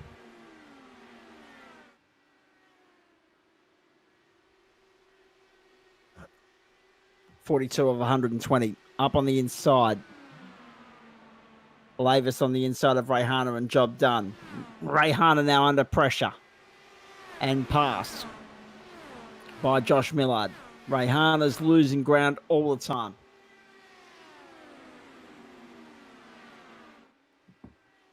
Or is he playing a game that we're not exactly aware of?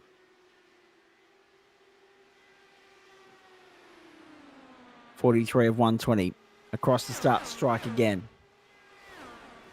Yeah, now where it starts to get interesting as well, because even though it is only sim racing, a lot of these guys have the force feedback turned up to the point that it is realistic, and it does start to have a bit of an effect. It's a very bumpy track. It's the first thing I noticed doing some laps before. So that, and there's a bit of mental fatigue that you've gone around here 40 times in a row now, and you know where you're going, and it's a bit off-putting when there's cars around you. Indeed it is. Flash graphics, flashback time for you. Josh Thomas, too low on the white line and done. The white line's your slippery enemy. You don't want to touch them, do you, Kester? I mean, how many times tonight have we already seen that?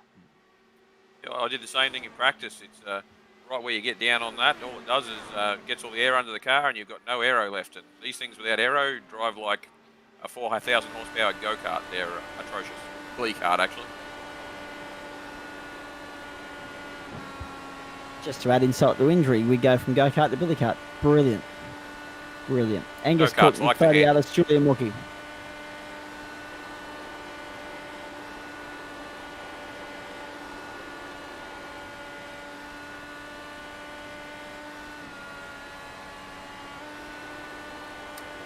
We're just hearing that Rick Vincent's off the circuit. Here's another Flash Graphics flashback for you. And the pole setup, I would say, has had a moment here. No, he's okay. Oh, there it is. There it is. Oh, what a shunt into the pit wall. I was going to say he was right on the exit of 3 and 4, and then all of a sudden, glock, gone.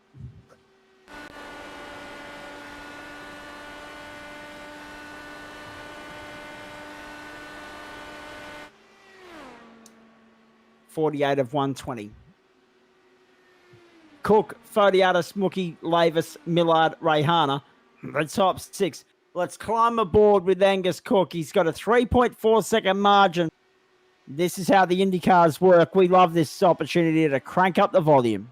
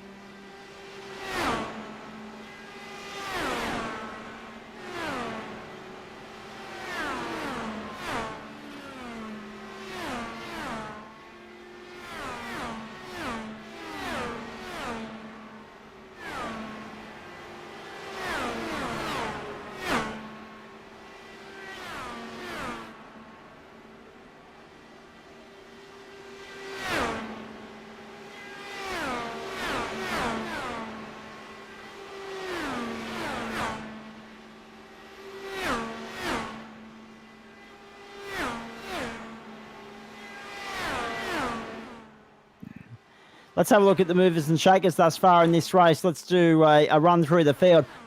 A big shout out to Julian Mookie, up from 19th to 2nd on this grid in this field at the moment, lap 53. Adam Lavis up 16 spots from 20th to 4th. Jason Dunn from 22nd to 7th. Scott Rankin from 24th through to position number 9. Outside, not too much else to speak of at this point. But we know how quickly, toward how quickly these races can go pear-shaped. All it takes is one slip up, one crash, one caution in the wrong place, a mistake in pit lane, which we've all seen before on the iRacing platform, to shake a weekend like this up. Oh, definitely. You definitely think on your feet. It's ovals in these, or any oval races, you have a strategy going in, and then that changes about 6 times during the race on a good day. Well, that's exactly right. And that's why it is such a lottery. That's why we sit here and we just don't know who's going to win. We're as intrigued as you are, ladies and gentlemen, to find out, to wait and see, because we just don't know. I think he's done quite a good job to be up in third position after the pit stops there, and he's rolling around nicely, not chewing up his tyres. I think so. He wants this one, you can tell. Indeed he does. And there are still a few other guys that are in with a chance as well. Hey, Jackson Rayhana's in trouble. He's had a shunt. Here's the Flash Graphics flashback. Oh, monster shunt. Monster shunt. I'm really surprised that didn't trigger a caution. Unless it's not on Kisby's automatic number list at the moment. Because he would have pre-selected 3 numbers in which to throw a caution. That obviously wasn't one of them. And Jackson Rayhana may as well be out of business right there. Well down the order, 10th. That's the thing too. The more cautions we have, the more people get their lap back, the more chances we have of having a first-time winner. Oh, Julian Mookie! Julian Mookie's in the dirt! What a moment. He kept it off the walls. He kept the car spotless. But it might be a change of underwear moment at the end of the race for him. We're not quite halfway. Angus Cook is in the lane. Nick will inherit the lead.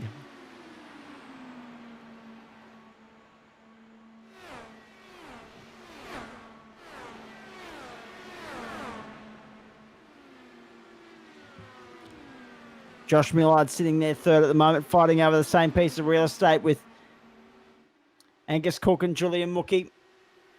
Mookie now, of course, out of business, so that will elevate, Angus Cook now in the lane as well. I'm actually surprised that Mookie's still reading his fourth on my timing screen, given how much time he would have lost in the grass there, but not as much as you would have seemed or would have thought was possible.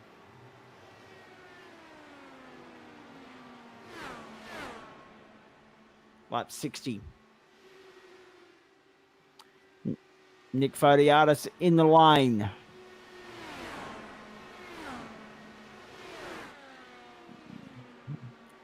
Awesome fight here. The variety, the diversity of the racing has been top shelf. The variety and diversity of the tracks selected has been top shelf.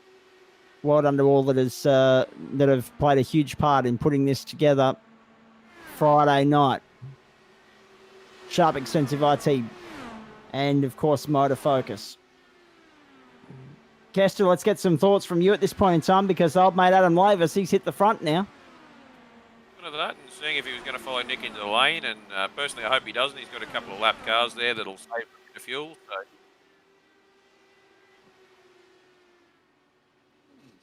It's one of those hold the phone moments. He's already pitted. He must have been reading your mind. So Yeah, Cook, probably. So that's all right. He'll be Cook out and on fresh. Fodiatis will inherit the lead, Kester, but at the moment, Josh Millard is was best placed. He's just coming out of the lane. Cook goes second, Fodiatis third, but Adam Lavis still in the pit lane and still going to lead this race. I think that's extraordinary.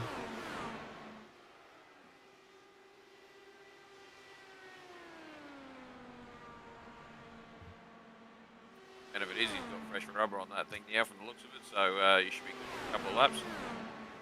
That's it. And he's gone round.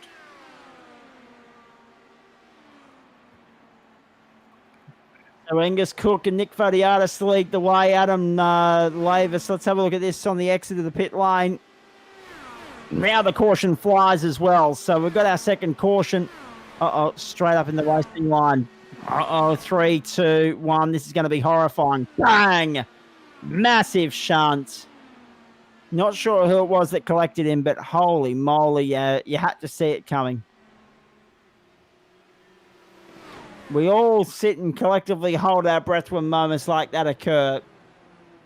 But, yeah, it never gets any easier. 64 of 120.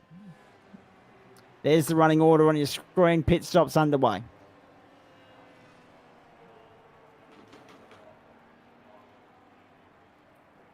Frank Hodak that ran into Adam there.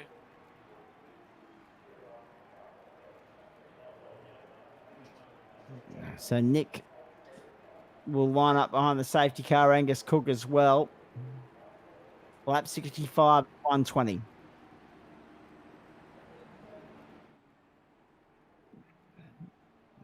True.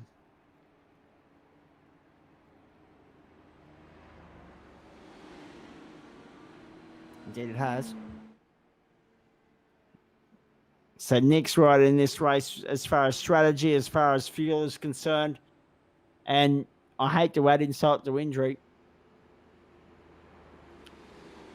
But for those that are fans of Angus Cook, Jackson Rayhana, etc., Nick gets up at 5 o'clock in the morning. It's an extremely long day for him. But he came home this afternoon busting keen to jump into the Indycar. We'd love nothing more than to see the man that organising this series seal a place on the podium at some point in this championship. He'll be as tight as we are actually at the end of this, and then he'll back up and do all of tomorrow on something stupid like 4 hours sleep as well.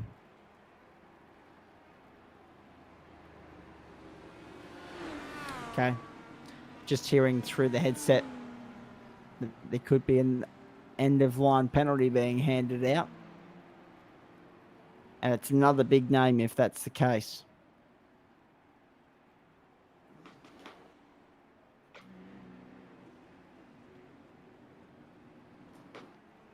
Second caution of the night. Cook, Mookie, Rayhana, De Rossi all in the lane. And a few others as well. There'll be rave rounds coming shortly, but that's going to equate to very little Run because... into each other under the safety car. Oh, jeez. There are only four...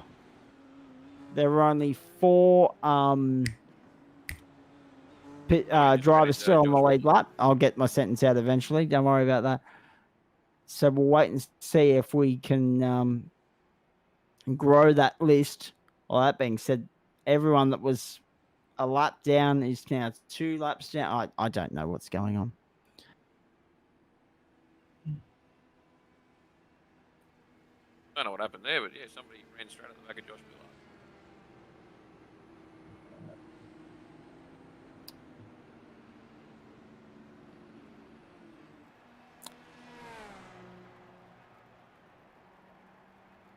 So Millard, Cook, Dunn, and Mookie, the top 5 here. Here's the flash graphics flashback. Yeah, it was Jonathan.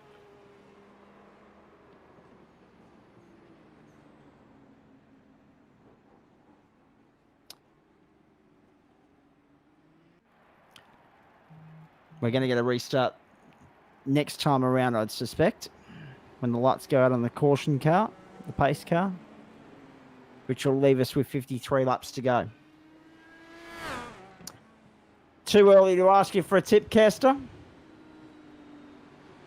Well, the 2 people I thought were going to go right have been it already, so I'm not too sure. I think Nick's going pretty well. I mean, Go and put the mock on somebody else. now, but yeah, well, why not? But I certainly wouldn't want to be sitting where he is now. But Nick's been up there all night, but you don't want to be at the start of the pack on a restart round here.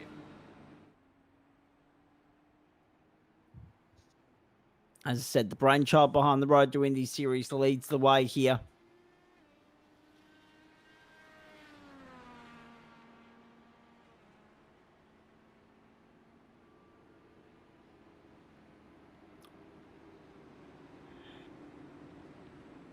Fodiatis, Cook, Dunn, Millard. 1, 2, 3, 4. Everyone else a lap or more down. This is a race of 4 cars at the moment.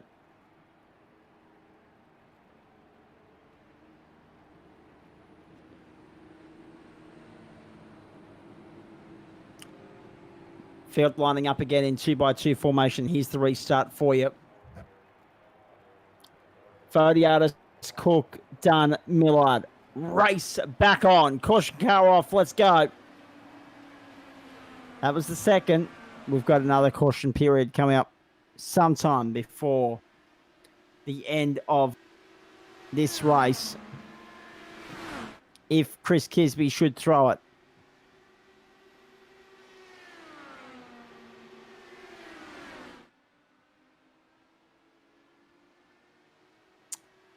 $60 out of 120. Hugely exciting action here.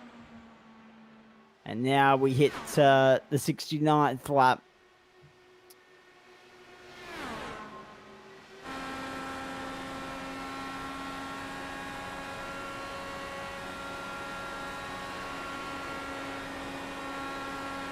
We ride with Nick Fodiatis at the moment. This is the interesting thing too. Because that safety car came when it did, strategy is going to come into question, because my feeling is, Kester, they can get 1.5 full stints out of this, so it's just one more stop now. So the strategy game is virtually over, with the extent of maybe the minor placings. 100%. It'll be all down to where they sit in the pack and how they run it. Like, Nick's got to be careful at the moment because he'll be burning more fuel than the others, which looks like might be not going from full throttle at the moment. About 10k Yep, an hour up on the outside goes Angus Cook. Oh, caution. Caution again. So this, if the rules are the rules, this will be the last one. And Fodiatis is going to lead us to the pit lane, I would suspect. What has happened here? Or is it just a competition caution? Let's wait to see. Oh no, it was Aiden Rice backwards into the wall, and then coming down on the racetrack. No, what a monster shunt! Oh geez, no wonder we've only got 4 cars on the lead lap.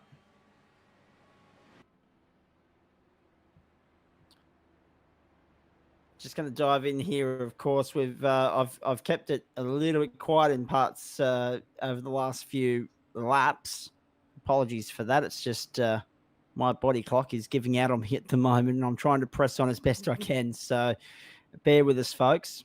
Kester's here as well. He'll chime in if he starts hearing Zeds from my end, but I think I'll be right to get to the end of the race. In the meantime, update from the Australian Open. It's not looking good if you're a fan of Stefano Tsitsipas, as a big field of cars hit pit lane, including Nick Fodiatis, the race leader. Cook done, both in Millard as well.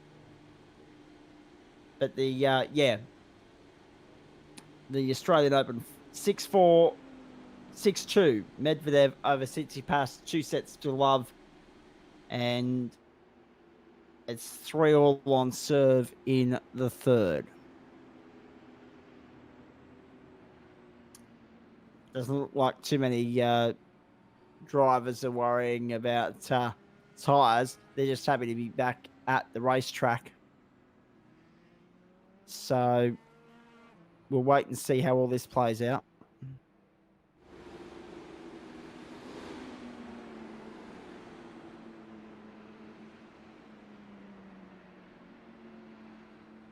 It's not about in this case they are racing for sheep stations, but we've been telling people all day, and we may as well tell them again.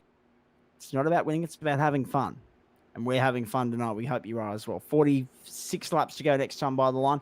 Restart will come with 45 to go. Just saying earlier there, Zach, you were going to ask me something about another one, but I forgot about it. Yeah, safety car restarts and procedure. Yeah, that's right. Are you a fan of letting the race run green for as much as you can? Are you a fan of competition cautions over iRacing specific cautions? I mean, we had an up and comers race there the other night where iRacing threw the yellow flags, not our internal race control.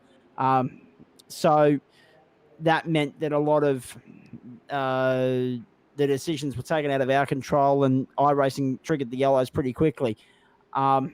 In a sense where you do have oval racing, you have got a bit of an experience.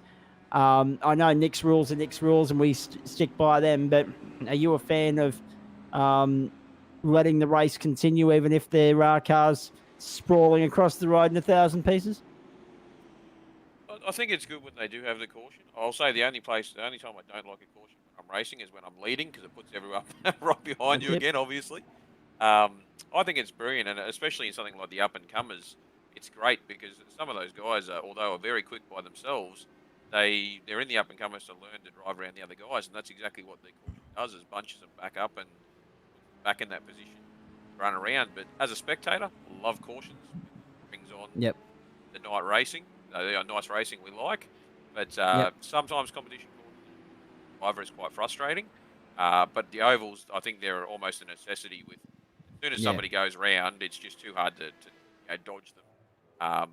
But sometimes cautions end up worse there. If somebody spins you out and off the track and they caution it, everyone gets on the brakes, you can end up with a bigger wreck than what you would have had otherwise. Correct. Yeah. No, nice insight there. I just thought as someone that's been in races where we do have competition cautions, and of course tonight we have had instances where we'd normally trigger a caution. I should say we've had accidents that would normally call for a safety car, but they've been let go on by because we're running to a safety car cap of 3. We're running with competition cautions rather than racing accidents. And it's interesting because obviously some people love the fact that we keep on going, but there is an element of that takes away the reality of the sim, if you pardon the expression, because There's no way in hell the accidents we've had in the first 5 laps here tonight, winding the clock back to the start, of course, would have not triggered a safety car. So it's interesting to see where people stand with that. Yeah, in terms of an accident, I believe there should be one because it adds to the realism. And yes, it does get frustrating at the start when there's a caution after caution. But again, it adds to the realism. Plays that mental game for people to stay calm and not get frustrated. At the end of the race like this, when you get actually quite welcome because it's a nice mental reset. Calm down, rethink how you're going to go and go again. But yeah, if I was in the race this morning, I would have liked to have seen a couple at the start there when they were. Speaking of going again, pace car off the lane, off onto the lane, I should say, off the circuit. Race back on. 45 to go from Las Vegas. The first of our 2 night races in this championship. Cook leads from Fodiatis. Dunn's there, Millard's there. Rayhana and Mookie as well, all on the lead lap. And Adam Lavis would be pinching himself for another caution, but I don't think he's going to get so lucky because that would get him back onto the lead lap as well. And we saw what he did in Michigan. But this also adds a very interesting strategy game to it now because I don't think anyone can get home from here without a green flag pit stop. So we're in uncharted territory. We're in interesting territory right here, right now, as we get ready for the closing part of this race.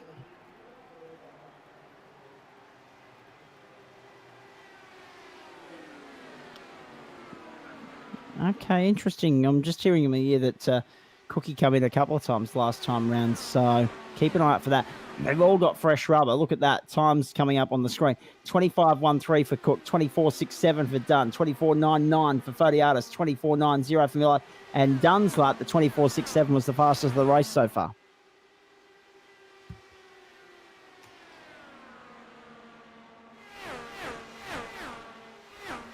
So just quickly breaking into update the tennis for you. Daniel Medvedev on serve to bring it back to 4-all against Stefano Tsitsipas, leading 2 sets to love as well. So Fodiatis goes with Cook. I love oval racing because it brings so many different contenders to the table. Tonight we've got Fodiatis, Cook, Dunn, Millard, Rayhana, all on the lead lap here. All yet to win a race in this championship. So the old record books might just need to be reached for here at some point in the next few weeks just to see how many different race winners we've had. If we've ever gone a season where we've had 10 different race winners, because we're going to start the season with 4 different race winners here and add to what is a growing list and an impressive list of race winners. So a lot to play out here tonight. 81 of 120. Cook, Fodiatis, Dunn, Millard, Rayhana and Mookie, the top 6.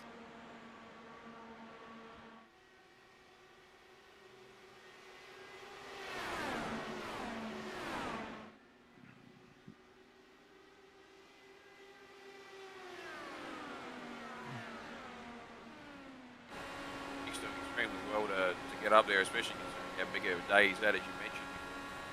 I know it's a simulator and a lot of people think, but they are quite mentally draining to drive, especially some get into bumps and unsettle the car. You can't really relax at all. And being a tri-oval, you can't even relax down the straights. Right. Exactly right. Yeah, as I say, like the stamina from some of these guys who go out to work, and Nick especially, he's up 4:30, 5 o'clock with clients as far as his gym work's concerned. Have a look at this up on the outside of Angus Cook now. And then to come home, jump into the sim. Everyone was looking forward to Las Vegas. And Nick's right there in contention now. I knew he was going to have a real crack tonight. It'll be interesting to see if he can get the W here, but he's going to have to get past formidable competition in Angus Cook and hold off Jason Dunn as well, who's having a tremendous run. They've got 36 laps to go. 84 in the book, 36 to go. We're on 85. There's the scrolling leaderboard coming across the screen now. I just want to have a look. I haven't done it for a while. Race time, 40, 48 minutes and 39. So I tell you what, they're going to be pushing that time certainty factor here with that pit stop too. So 120 laps, we might not get there. We'll wait and see. We might be racing the clock. In which case it'll be green flag, white flag, checkered flag, and in the closing stages of the race here. But there are no, I don't believe we'll have any more cautions between now and the end of the race, but we will have another trip to pit road. So it's going to be touch and go as to whether we make that 120 lap race distance. Nick Fodiatis ranges up on the outside of Angus Cook, but you got to ask yourself the question right here, Kester. Do you want to tuck in behind and follow the leader and get the draft? Or do you want to lead and potentially chew up a little bit more fuel, dragging the pack along? I'd be sitting where Nick is. I mean, Angus is actually being super nice for them to follow. He's not playing the game of turning in. Yeah, there's a game with easier play. You turn in really abruptly, aim down at the white line. The guy behind you can't see where he's going. You just stay high of the white line. They'll put the left tyre over it, and round they'll go, and you'll see them do it all the time. Angus is leaving plenty of room, letting these guys follow him nicely. If I was Nick, I'd just be sitting there, riding it out, have a couple of dummy cracks with sort of 10 or 8 to go, and then really go after it in the last sort of 4 laps. Lap 89. 1, 2, 3, 4, 5, 6. All in close tow. 2 of them not in the race here, though. Millard is the last of those in contention within this pack. He sits 4th. Rayhana and Mookie are about 2.2 and 5.6 seconds down the road, respectively. So this is a race in 4 at the moment. Millard to the inside of Dunn. Millard to 3rd. Job done. Very nice on the inside. Can Dunn respond going down the back straight? Now they've got to be mindful. Final quarter of the race here. They've got to be mindful that this race will be won on lap 120, not lap 90. They don't want to throw it away and put it in the dirt or in the wall. 91 of 120. Fodiatis, Cook, Millard and Dunn, and Jackson Rayhana comes to pit lane. But he's in the window. He can fuel up here and get home.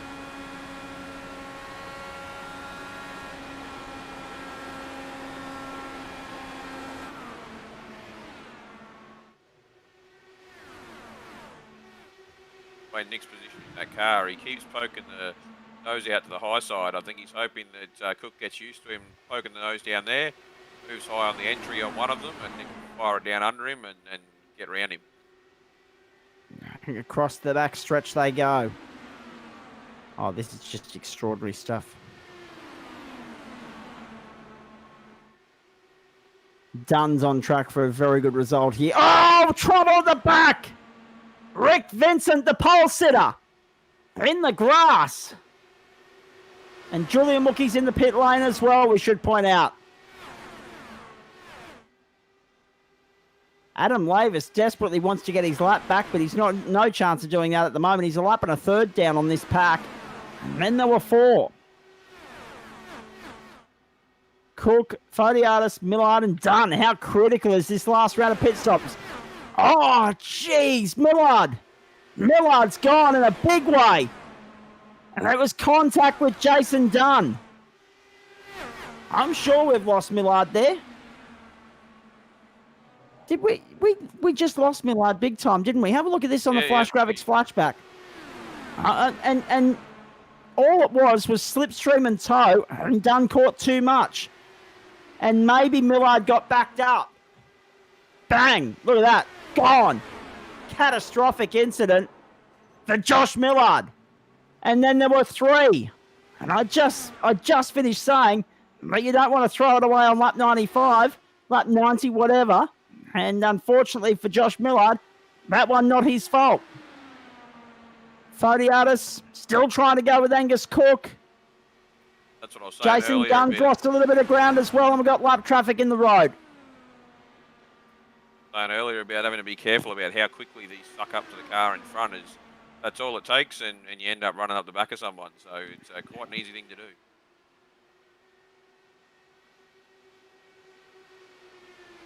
So lap traffic trying to get its lap back and does so. Cookie's happy to tuck in and follow him for the moment. Well, just me that all 3 these on the boys are lead lap saving at the fuel. moment, Kester. That's it, and it looks like they're saving fuel. Looking at the speed there, they're up there again, but they're still sitting sort of. Go, Nick's coming to the pits. So Fodiatis comes into the lane. He's the second to blink. Dunn and Cook continue. Nick often talks about the first to pit last. Well, he's the second. Rayhana and Mookie came in before him. Rayhana and Mookie remain.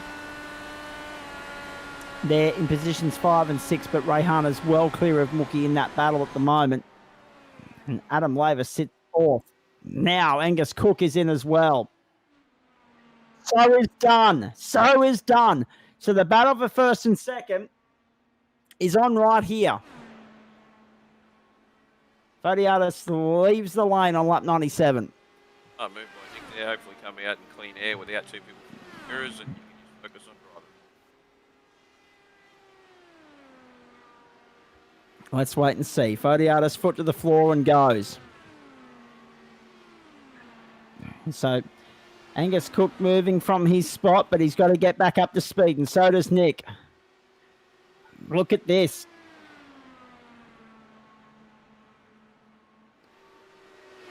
We're hearing that Jason Dunn might have copped a penalty here. Angus Cook is back on the racetrack and the leader. Angus Cook is the leader. But Nick's going to try and get a tow along here and go with him around the outside. Fodiatis leads in Vegas. Come on, Nick, bring it home, son. 22 to go.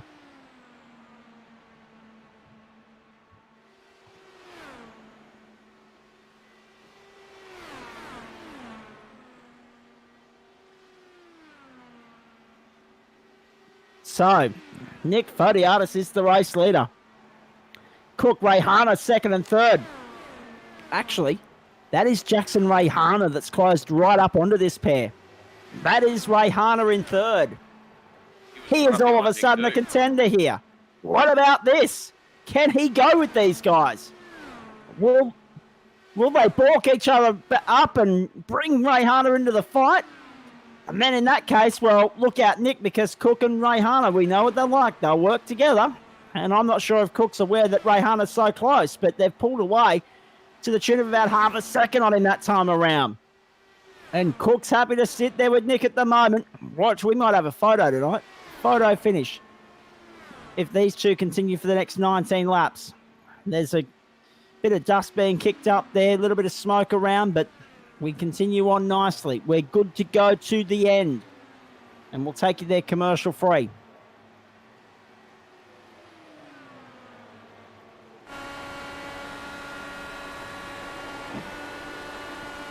Cook on the high side.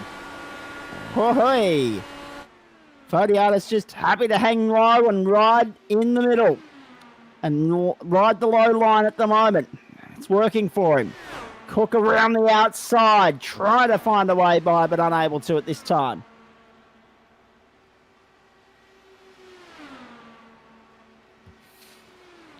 Guys are both being respectful. They're not playing any games with each other. It's really correct. No, it's wheel-to-wheel racing, but with genuine respect. And Nick doesn't want to see anyone wrecked. He doesn't want to wreck anyone. He doesn't want himself to be wrecked. So he's about the last guy that will engage in a wheel-to-wheel duel. Now they're on the outside. Have a look at that little bit of net code. It's oh, jeez. Cook pinched a brake in one. You saw the brake smoke fire out of the car. And he sits in there behind Fodiatis with 15 to go.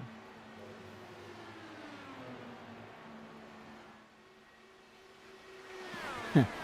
25.45 that time around for Nick, 25.47 for Angus. There is nothing in this fight. This is an extraordinary battle between two good mates.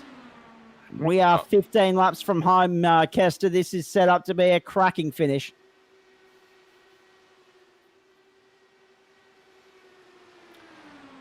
I'm super interested to see this because I've had the pleasure of racing closely with both of these guys, and they're both ones that you know can race around you, and they'll be an inch off your rear bumper or right next to you, and they won't touch you at all. They're much the same as themselves. They'll leave you enough room, but that's about it. And I love racing anytime I can with Nick because it's super respectful and super close, and you genuinely enjoy it. And the same with Angus there. They're the first people to congratulate you after the race if you actually pipped them. And yeah, they're both super respectful and know what they're doing here, that's for sure. I tell you what, that's just very nice driving from the pair of them here. We have 13 laps to go. Fodiatis and Cook a tenth of a second in it at the moment. They've chipped away from Jackson Rayhana, but he's got it back to 1.9. The margin it was out to 2.3. So watch Rayhana. Is he closing in the closing laps here? He just took 0.2 of a second out of them. So yes, he is closing. But is he closing enough? Hey, Cook up on the outside. Not yet. And Nick's got to deal with lap traffic here too. Kester, watch this. Lap traffic about to get in the road of this, and Cook might use that to his advantage up on the outside now. Hey, very smart to move up there. That's exactly what you want to be doing. Got boxing Nick in, but he's made the most of that. Nick's got past nicely. That's great work from the lap traffic to get out of the road too. And Cook still no way by the race leader. On a side note of how nice it is to race with Nick, you can actually hear him on the radio. Every time he goes past a lap driver, he thanks them for moving out of the way. He's the most courteous person in terms of on the track. It's actually quite puts a smile on your face when you hear that over the radio because he's just a super nice bloke all round. So it's great to see him at the end here up the front. Oh, geez, have a look at this. This might be the chance. No, Cook's just dropped a couple of car lengths there. He needs to get back in the slipstream. Is there a sting in the tail here? 9 to go in Vegas. Be careful that slipstream as we just saw how quickly you jettison up behind something there. Across the back stretch. Waiting to see Jackson appear again. I think he was dropping off to sort of conserve tyres and have a crack, but I think he might be a little bit too far back to actually get back up in the 9 laps there. Across the start finish line, 8 to go. Oh, he's closed it. He's closed it. You would not believe this. The last 3 laps, Rayhana has taken 0.8 of a second out of these guys. He was half a second quicker than them that time round. Rayhana is in this. Rayhana is right in this with the chance. He's got a huge fighting chance here, Jackson Rayhana. And yeah, right as I said it, he slingshotted. That was whoever wins here, it's a first-time winner for the series, so it's going to be 4 from 4. Look at Rayhana now. Look at this. The 2 teammates are about to gang up on Nick. I'll hit my hat on the last comment there. I think he's definitely in it, but he's another one. He's super. The way he drives, he knows his stuff. He knows how to drive, and he would have calculated every part of that. And unfortunately, he's just had a moment there. No, he's in the pit lane. Rayhana's got out of fuel. Rayhana needs to top up with fuel. What an absolute devastating way for him to fall out of this fight. That's usually a Nick trick, isn't it? I would have thought so. He's just done a Nick. And it's going to see him probably lose out to, he's lost out to Julian Mookie, who's going to find himself on the podium here. Jackson Rayhana, Josh Millard, 4th and 5th at the moment. Cook and Fodiatis rather swapping positions now on turn 1 and 2. Mookie 3rd, and Mookie in the lane as well. So Julian Mookie has been in. And this is his 6th stop. Oh, geez, that was very nearly a touch between Cook and Fodiatis here. 4 laps to go in Vegas. What a first up visit to this part of the world this has been from us. They can definitely bring IndyCar racing back here anytime. Cook up on the outside! Still not able to find a way by. Nick's got 3 laps to hold on in what's been a memorable 20-odd lap stint here. We only have... Oh, Josh Thomas is gone. Josh Thomas has crashed out of it. And Josh Millard, rather, is also out of business. Look at this. Cook up on the outside. Fodiatis back up on the inside. It's going to be a photo finish. You can guarantee it when they get back to the line. 2 laps to go. We'll get to the replay of the crash in just a moment. Rayhana's 3rd. There are just 2 cars on the lead lap. You're looking at them, ladies and gentlemen. Rayhana, Millard, Lavis.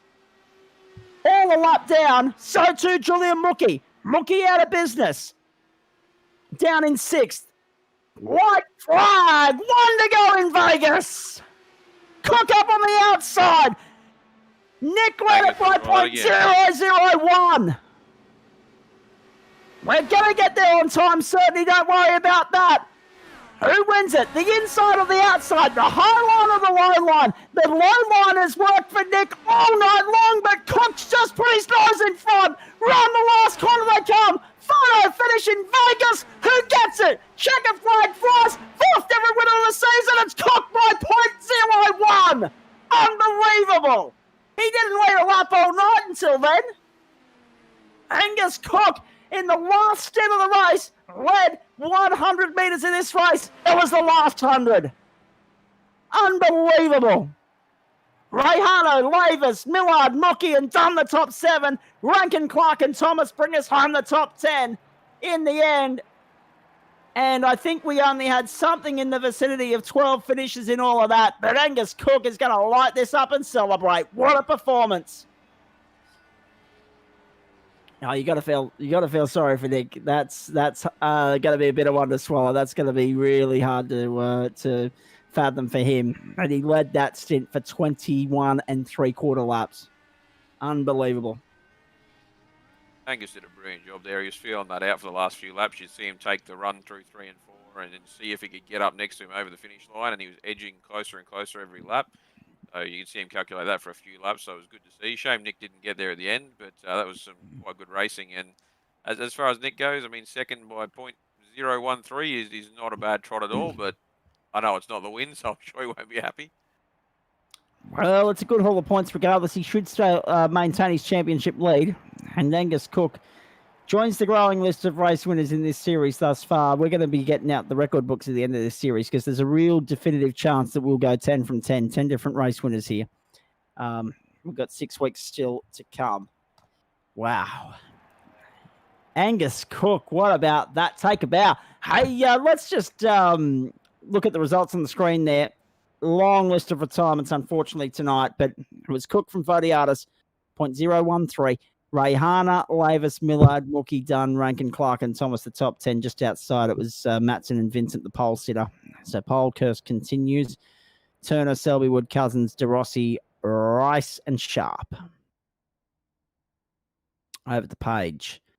Hodak, Simpson, Hill, McHugh, Reinhardt, Baldwin, Ward, and Hancock. Well, Ward was in the commentary box. Hancock, I'm not sure what happened there. And, of course, Baldwin, well, we saw him fly out in a big way on lap 4. Magnificent racing. Angus Cook, let's go to you. He's got the camera set up in the man cave and everything. Time to celebrate, mate. 4th different winner of this series thus far. We just scraped it in on time certainty by about 30 seconds in the end, 23 seconds to be precise. So 1 hour, 4 minutes and 37 seconds. And you led it a couple of times before the final stint, but you only led 100 metres of the last stint. It was the last 100 metres. Unbelievable intensity in that race, in that stint. And what great respect and terrific entertainment and terrific aggressive, hard racing, but fair racing from you and Nick Fodiatis, mate. Well done. Mate, no words. Can't believe it. Freaking stoked. I was leading so much that as soon as Nick came out, I was kind of happy because I hadn't followed a car pretty much all race. So I was able in that whole last stint to try. I wasn't trying for a move any earlier than that up until the last 2 or 3 laps. I was running around the outside just to see how good of a run I could have gotten. And probably, I don't know, the last 3 laps I was teeing him up, trying to run him offline a little bit. We had a 0x at one point, so it was good close racing. Can't complain about that. Although in an open wheeler, it can go a bit wrong. So, set him up probably about 3 laps earlier, and somehow coming to the white flag, he didn't get off turn 4 as well, and I had a ripper run around the outside, and it was the only time I was still in front of him after turn 2, and from there, I knew if I didn't give him too much on the inside to be able to drift up the track, I had him, and I think it was .01 of a second in the end. Yeah.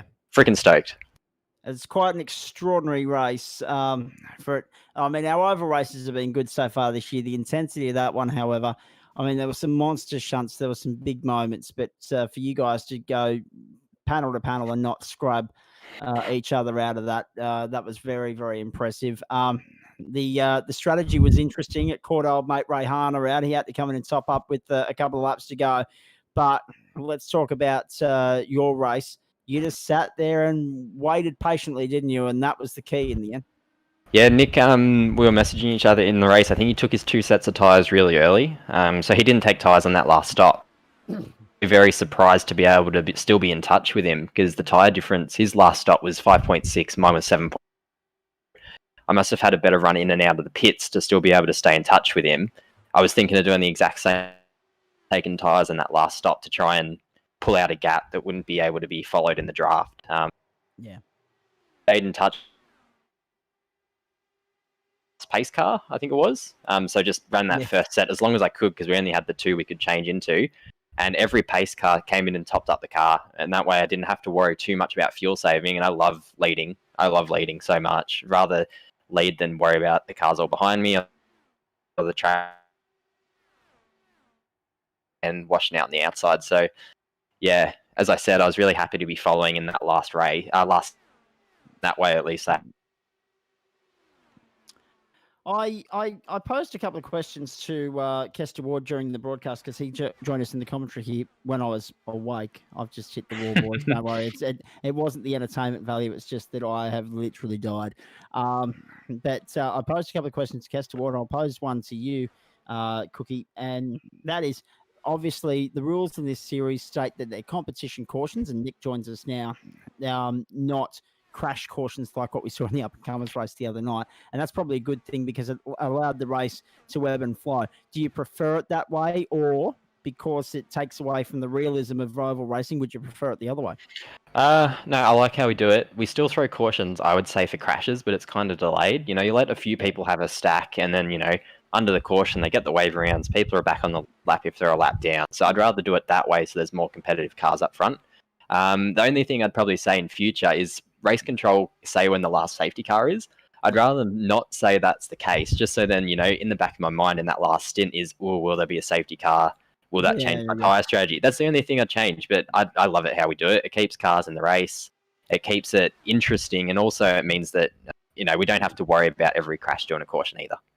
That's a fair point too. Nick, let me bring you in on that note because the rules are there for a reason. Brilliant performance from you tonight. Very unlucky in the end, 0.013 the margin. But credit where it's due to Cookie. He sat there with you every step of the way for that last 22 laps. Las Vegas throws up a cracker, 4th different winner of the season, despite a fair attrition rate tonight. Did you need some strepsils or something? Because far out, what a race. Yeah. Oh, mate, I needed more than that because, as you know, it's been a pretty long week, and I just hit the wall partway through there, so poor old Kester was carrying me at some point. On your Kester. I mean, wow. Cookie won the race. It was a fantastic drive. He led a fair few stints. I don't have the stats up just yet, but he led the stints, but I just had him on outlaps, I think. So that last one, the whole idea was just to leapfrog him and just stay on the bottom. So can I ask you a question, Nick? Did you take tyres that last stop? No. Yeah, so on that last stop there, my stop was 2 seconds slower. So yeah, because I had the longer than fuel. That's right, because I had the tyres, and I was thinking of doing the exact same as you. Yeah, well done. Well done. No, that was brilliant. Yeah, look, to the winner of the spoils, that was fantastic driving. He stuck with me the whole way, and then we did touch, which was not intentional. I don't know if that came up on the screens, but I don't know. I might have lost a little bit of speed, but not to take anything away from Cookie. He had the speed. He figured out how to get around me, and he got it. I was going to say, you hugged that low line all night long. The fact of the matter is, and I think Cookie nailed it on the head, you just got a little bit of a wiggle coming off the line, coming off turn 4, I should say, on that penultimate lap, and that's what gave him the edge in the end. Yeah, oh look, the whole race, I don't think there was, even the safety car, there was tension, because there's those first 60 laps, I don't think I've ever driven harder, and I was like, okay, cool, we're halfway through the race, we've got a safety car, let's relax. I see Millard get run over in my mirrors. I'm like, what is going on? And then my teammates both crashed out, so I was a lone ranger.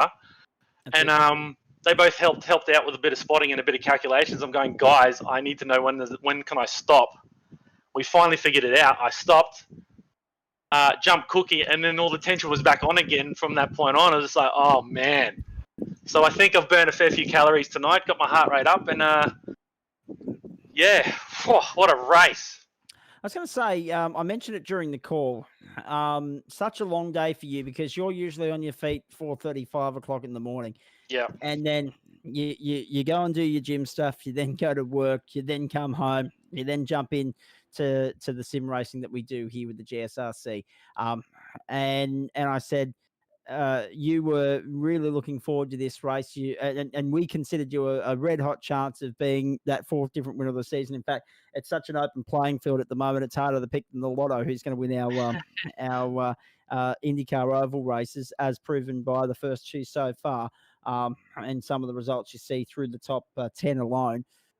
Julian Mookie had a great result. Josh Millard, Jason Dunn. It was really good to see some drivers up there. But that would have been the icing on the cake for you. I mean, you're usually knackered when you get home from a big, long day. Then you go into overdrive for an extra 3 hours with us.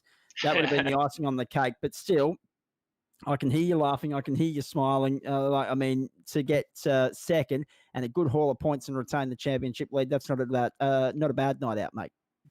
Oh, I'm looking at the top 6. It's the same names every week. Yeah. Like Adam he just texted me. He came from 2 laps down to get up there again. You know, he led 3 laps. Julian in the Sharp car, he's 1 lap back, led a lap. It's all the same name. So I think as the season starts to shake out, people have got their minds around the rules and because I've deliberately made them complex. The rules and the racing, they're coming to the fore. Like, I mean, you can't write off Angus because he led the most laps at Michigan. Yep. This place drives very similar to Michigan, but it's just tighter. And obviously, he corrected the wrongs of Michigan and won this one. Indeed, he did. I'll come back to you in just a moment, mate. Stay there with me. Jackson Rayhana, let's bring you in the end and all of that. Third. I mean, what a night at the office. It didn't start out great, but it finished all right.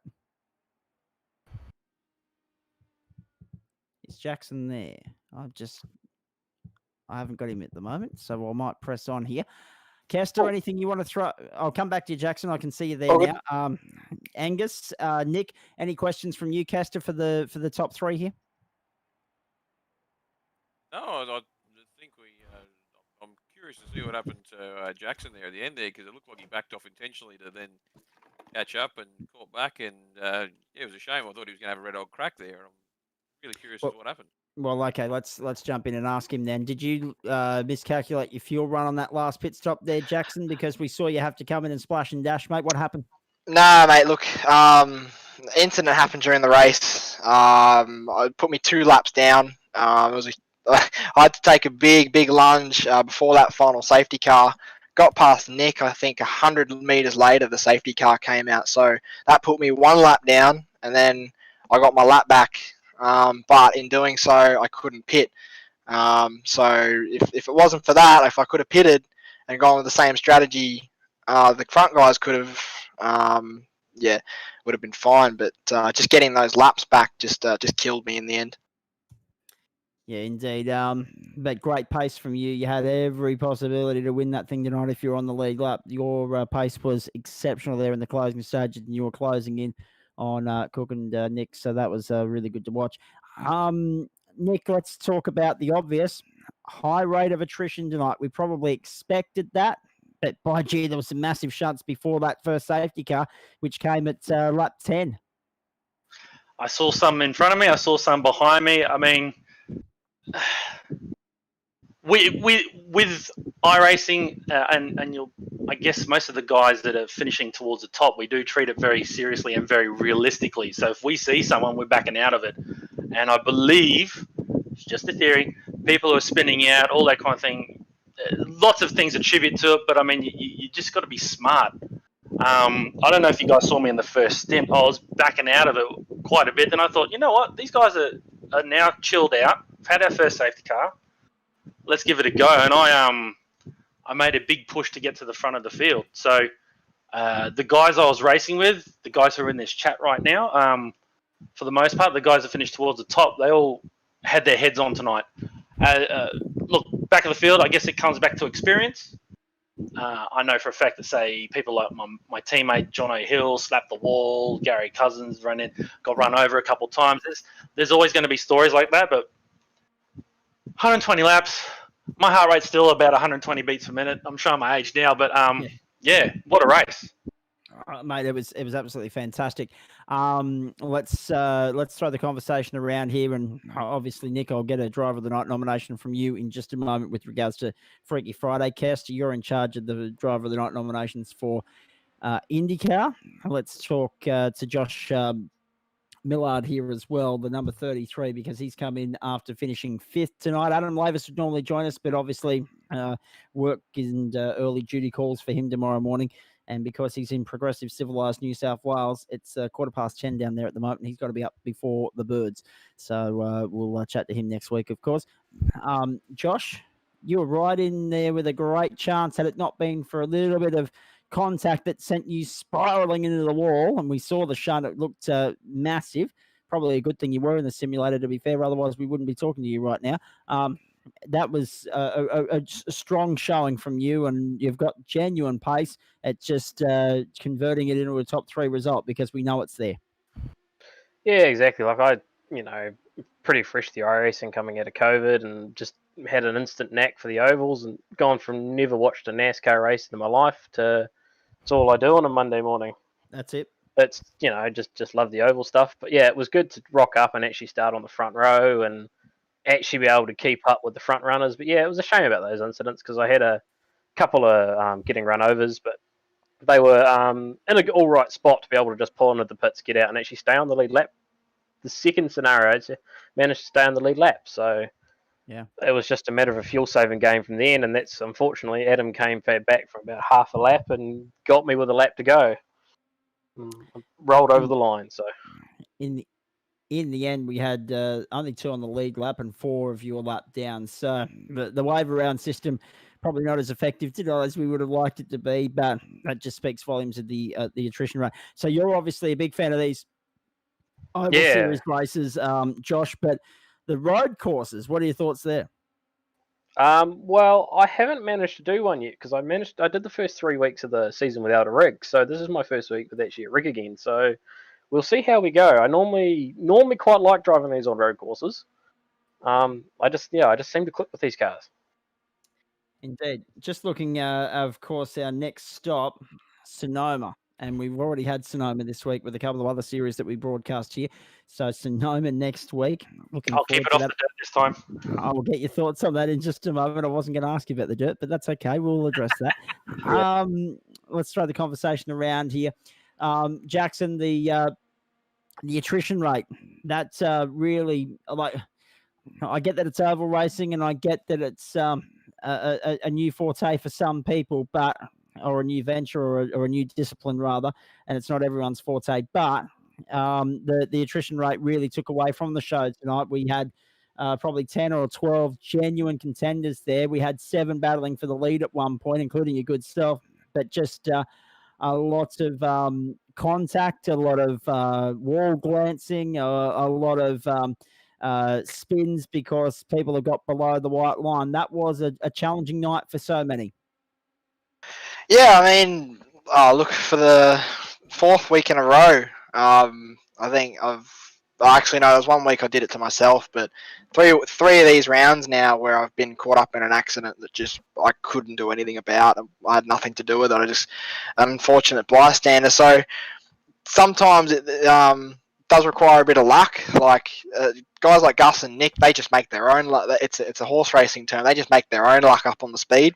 So they're out in front. So they have a better chance of avoiding all the chaos when my first pit stop I hit the exit cone, so I just fell back through the pack and it damaged my front wing pretty bad. So that whole stint basically I had to putt around. I nearly got lapped by Gus, and obviously I was just about to come in and then and fix the car, get a new front wing, and yeah, obviously what happened. But yeah, look, unfortunate. I want to go 1 week without having something happen because I reckon that'll be the winner for me. Hey, there's 6 weeks to go. I reckon we'll get 6 more first-time winners in this series because we've got 4 already. We'll be reaching for the record books. There's no doubt about that. I've been saying it for about an hour now. Just extraordinary, the variety that this series is throwing up, and it's fast becoming the most popular thing within the Gentlemen's Sim Racing Club. I cannot wait for Good Friday and the field we get for the Indy race, which is, I think, going to be 90 minutes long. So looking forward to that immensely. Hey, Nick, well done on the time, certainly, mate. You had 65 minutes or 120 laps there. 1 hour, 4 minutes and 37 seconds. You couldn't have got it any better. Well, wasn't the plan, but I actually based it off a 26-second lap, even though there's the fastest lap of a 24. I think we averaged 25s most of the way, but I'm still getting things right. I figured that if the fuel lasted 30 laps, the tyres can do double that amount because obviously if they had a full tank like a real car, they would last that long. So I thought, what the hell, let's reduce the tyres. Alas, the fuel tank could only last about 20-25 laps, so I kind of miscalculated that. So I apologise to all the competitors. Still finding my feet with this. I'm still figuring out how it all goes. But look, fantastic night, fantastic racing. Yeah, absolutely. Given how knackered I am, we won't stick around too much longer here because I now that I'm making sense again, there was a part, I apologize profusely when you go and watch the replay, fellas, because a part of that will sound like incoherent nonsense, but enjoy it. At least we were still on air. Big shout out to Josh Miller because it's got to be close to 12 o'clock there in New Zealand. Yeah. It's 20 past 12 actually there in New Zealand. Oh, you're in tomorrow. I'm in the future. What does it hold? Mate, you'll always be in the future compared to us, but compared to Queensland, you're about 112 years ahead because you've actually got that progressive and civilized concept of daylight saving and you embrace it, and I like it. So good work there. Very nicely done. Cookie, the man with the target on his back now. We've had 3 different blokes with target on their back going from round winner to nothing. Now you're the round winner with the target on your back. What are your thoughts going into Sonoma? Of course, it was an interesting night there last night, but the open wheelers are a totally different kettle of fish. Yeah, stay on the lead lap and you'll do pretty well. Ovals are kind of a hidden talent, I guess you could say. I really enjoy them. I've done them a lot, just in my own time. So, hence why at Michigan led the most laps tonight. Led the most laps. Probably try and go for the others more over the road course. Last week at where were we? Long Beach. It went really well. So if we take that into, it'll be good. I've got my new Flash Graphics livery on tonight. So luckily it wasn't in any Flash Graphics flashbacks, but it was taking the checkers. So thanks to John and all the liveries that he does for our team, and the car's looking flash hot tonight. I was half expecting, if Jackson wasn't low on fuel, I was half expecting him to get in there and you and him do what you do and just gang up on poor old Nick. But that was the plan. Lid was there. No, Lid was there, but we both said we'd rather a fair fight, and Nick would be pretty knowledge to know what's going on. I think. Oh yeah, he was up. I know the teammates. I know all the different teams. There was no debris on the track today. Well, there was. We just didn't get the constant cautions for one piece of debris. In fact, there were times there where there was 100 pieces of debris sprawling across the circuit. Nothing. But that's the fun of the fair. Good to see that we were able to keep that green for as long as we did. 3 caution periods in total, and I think that's a good number for ovals. It just adds a lot of strategy and a lot of interest to it. It spices things up, and the restarts were phenomenal. There were times where both, I think Angus and I were in tow, and we packed our ducks because cars are coming back up the track, and we had to choose a line. And I think we chose the right line every time. So it was pretty close. And even on that, before that last safety car, I was leading, and I was half throttle, and I could tell that Nick wasn't going to have a go because he was lifting. And I think we both at that point went, all right, we'll make it to the last 10 laps, and then it's battle on. So, which I think a lot of people could learn the same thing. Just get to the last 10 laps, and away you go. 2x2 race. There's one of the crashes as well, actually, on your screen. Yeah, that was another stuff up by me. I should have double checked the server. It should have been single file, but what the hell? I was going to say, I thought the double file restarts were interesting. I wasn't made it sure exciting. I wasn't sure if it was something that was done deliberately or whether it was lap No, traffic oversight. like it they used to be with NASCARs, but no, that's okay. All good there. What else do we need? Oh, the aspect of nighttime racing. I'm all for more of that. Mm-hmm. Yes, please. Well, Yeah. the next one I believe is Gateway, isn't it? Yeah. Yeah, 4 weeks time. Oh no, sorry, 2 weeks time because Yeah. Milwaukee's the fourth one. Yeah, that's right. So, Gateway 2 should weeks be time good. for That's Gateway, 4 weeks for Milwaukee, 6 weeks for Indy. We're only 6 weeks out from the end of the season. That's a scary thought. both Milwaukee and Gateway drive similar to road courses. So where are we? Yeah, so they should be good. Hopefully, guys who are new to ovals will get a bit more experience on those ones. They do drive like road courses with the braking, turning, and accelerating out rather than these flat out ones.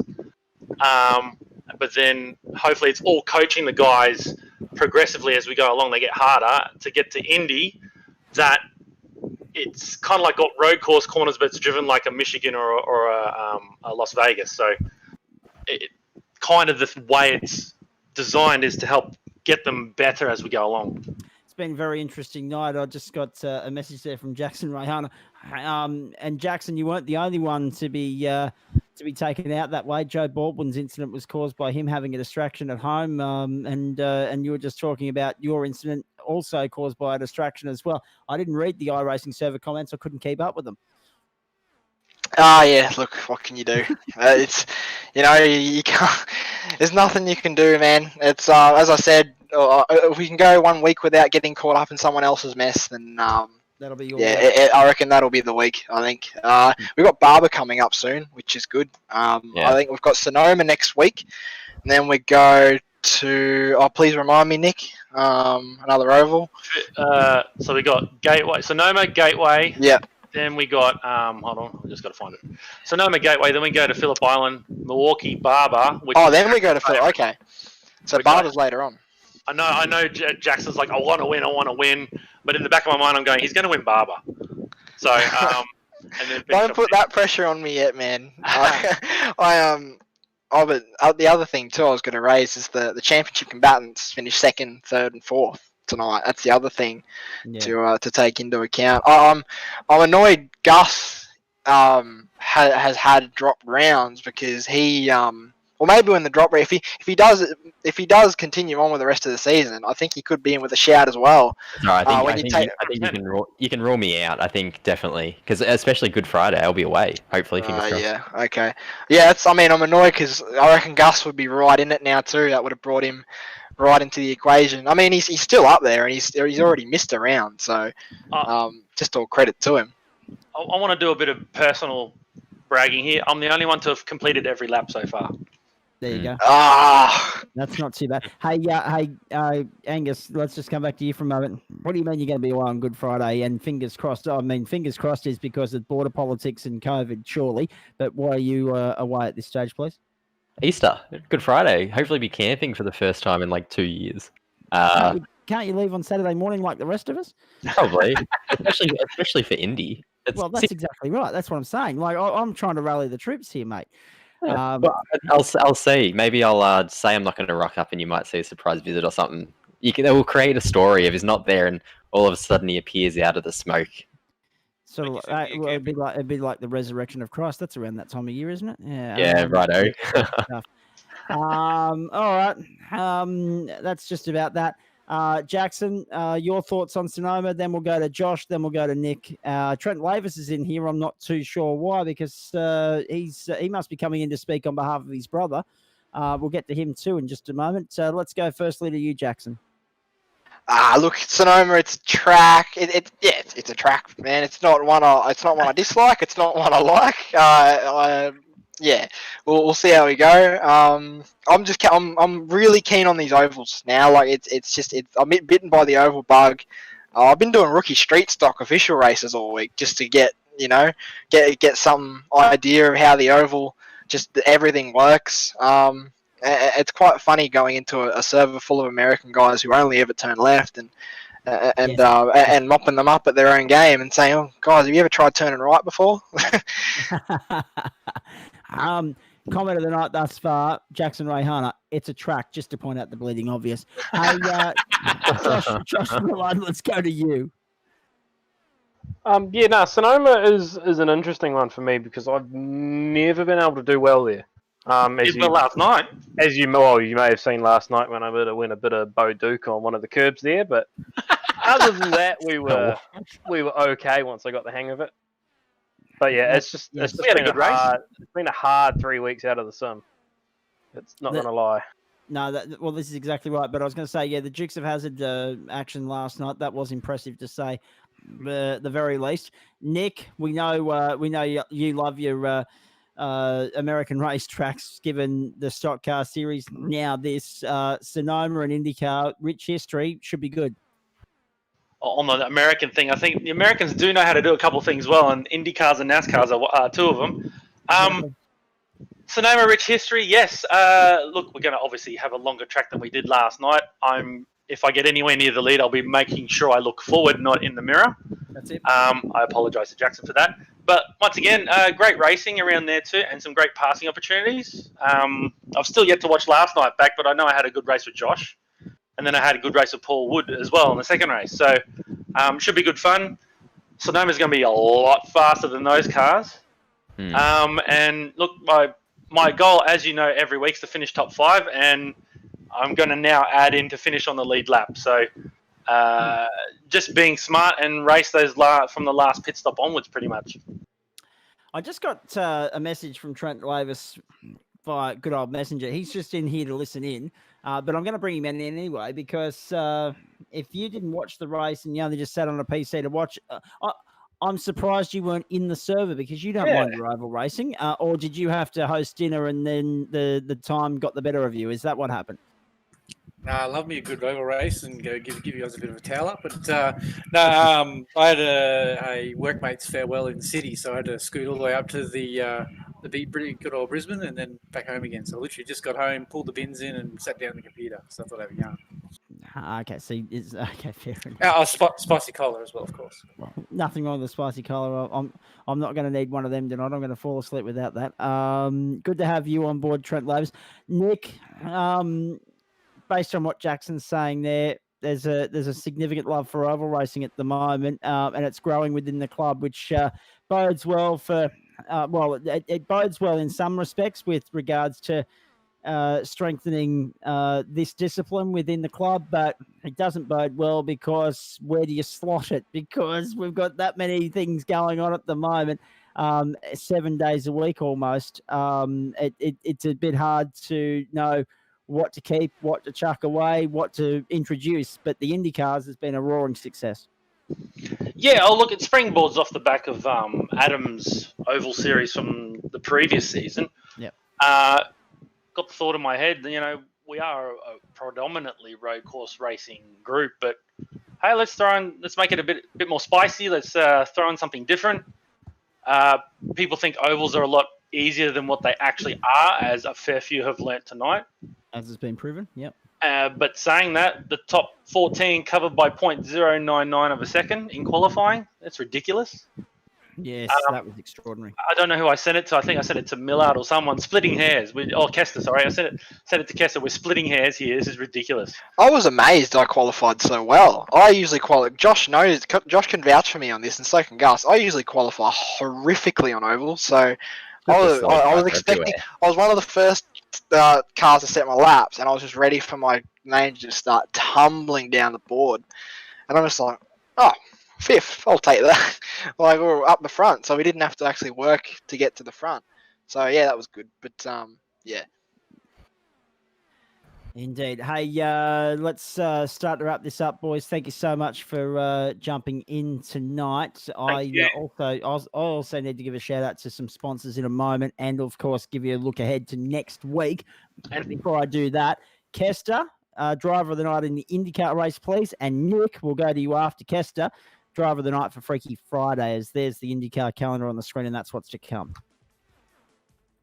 To be honest with you, I'm leaning towards Jackson there, as we're talking about. As you said before, he's 2 laps down and didn't pike it. He kept into it, and as we saw, he was right there. If he wasn't for that light incident at the end, he would have been right up there. So as far as I'm concerned, Got him. Nick, before I get you to talk about Freaky Friday, and I'll vouch for that Jackson vote, by the way. That's good thinking from Kester. There's that IndyCar schedule.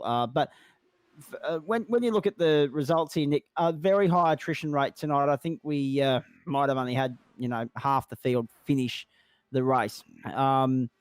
It's not fast repairs that's going to keep them in. It'd be more cautions, but you don't want to spend all the race behind safety cars. So there's something to be said for patience, perseverance, pushing on, continuing to learn these Indy cars, and eventually they'll start getting through these races a little bit cleaner. Look, the smart drivers will get there in the end because I can envisage, especially Gateway, being two different corners that'll catch a fair few people out. Milwaukee, once again, you got to brake and get her into the corner. It's a thinking man's game. You can't just go foot to the floor Daytona style and just go for it. You've really got to think your way around your lap. You've got to think your way around traffic. You've got to think your way about your pit entries. It's one of my top priorities, always pit entries. And it's just thinking ahead, using your foresight to really go, you know what, hold on a sec. It's a long race. Let's back it up a bit. As long as you don't go a lap down, you know there's going to be at least a safety car, a competition caution, so you can get all the way to be in front of the leader, and you know you're going to get back around. Yep. And the other added element, I've deliberately restricted tyres, and it's caught a couple guys out. They either didn't see it, didn't read the rules, or they didn't even have their spot. The spotter tells you before we commence our warm-up lap that you've only got two more sets of tyres for the race, or whatever we have. So I'm really trying to get the guys to use the grey matter to actually really think about the race, because once they start knowing all these bits and pieces and being multifaceted like a Michael Schumacher or something, they can really, really apply that to other things and be a lot smarter, because you don't have to be the fastest. You just got to be there at the end of the final lap. Indeed. So, hey, yep, sorry. no, you go. Oh, I was just going to say, yeah, all those things combined will make better racing. You're better off dropping half a second a lap and not spinning out than spinning out, losing 30 seconds, and then having to the rest of the race to make it all up. Two final things here. Chris Kisby, welcome back to you. First time in about 3 hours that we've been able to chat to you. But, obviously the network's back on down there in Tasmania. Just quickly. What a night. What do you make of that from race control? Oh, look, that was an absolutely fantastic race. For the most part, the guys were pretty good.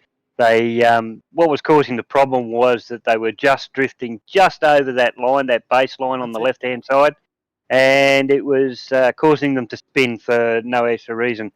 And when they were spinning on the bottom into the apron there, then there was no need to throw the yellow flag. A couple of ones that were on the track, they actually held their brakes and the guys were able to get around them. And a couple of drive-throughs that I had to give because of different aspects. And Angus, Nick, that was just nail-biting at the end, I tell you. No, it was fantastic. Nick, last bit of housekeeping. Driver of the night from Freaky Friday. I mean, Brady McHugh and Jackson Rayhan are hard to go past because of the show they put on at the front, but Gary Cousins providing the sting in the tail coming through Bradbury style was pretty good too. Yeah, look, it's very hard to separate the three of them there. I mean, the front two really put on a show. It was just a matter of who blinked first, and unfortunately, Brady took a wider line, carried more speed in, but there happened to be Jackson Rayhana in front of him. So, right. Unfortunate mistake from him. It took them both out because they both got damaged, and Gary just flew past them on the straight. So, I really don't know who to give it to. See, on one hand, you could give it to Brady leading a lot of laps. You could give it to Jackson for leapfrogging him in the pit stops and getting in front, because it was a very hard track to pass on. Give it to both of them. But then you could give it to Gary for driving a really smart race. Exactly. Look at us being as Jackson's dad put it the other night. A bunch We're of on the fence. that. Yeah. Where Yes, literally the picket is literally shoved where the sun doesn't shine. Yeah. Anyway. All right. We'll leave that. I'll give it to Jackson because he would have had that in the bag if there wasn't any contact. Correct. Yeah. Exactly. And I mean, I know I can't count for this vote, but I mean, how can you go past Angus for the IndyCars? 67 laps led. Only 2 incidents. Fastest lap on lap 78 over 120. But it was fun. It was funny because I corrected myself. I said hadn't let it up all right, but I meant in that last stint. He hadn't let it up in that last stint until the last one. He led the lap that mattered. So brilliant work from Angus. Brilliant work from Nick. Brilliant work from everybody in there. Well done, boys. Thank you very much for your time as always. Live score in the Super Rugby. Of course, you can watch this on Stan Sport. The Brumbies 10 leading the Force 3 at the moment. That one almost at half time there in Perth. The Reds earlier getting the win over the Waratahs 41-7 in the new era of rugby on Australian television, of course, in the wide world of sports. Daniel Medvedev will face Novak Djokovic on Sunday night in the Australian Open final after accounting for Stefano Tsitsipas 6-4, 6-2, 7-5 at Melbourne Park earlier this evening on Rod Laver Arena. 2 hours, 9 minutes. He didn't muck around at all. And, of course, we're here with thanks to the great people at Rockdale Volkswagen, Sharp Extensive IT, Flash Graphics, Stone Cold Racing, Adamson John, great people at the Wulbundry Hotel. I apologise. I didn't go as hard on the Wulbundry Hotel as I normally do. That's a Paul Nichols thing. We'll do that next week. We'll make sure that you really get on the Terps for Friday night and wait for Easter, for Good Friday. I know pubs are sometimes shut on a Friday night, but we're going to go really hard then.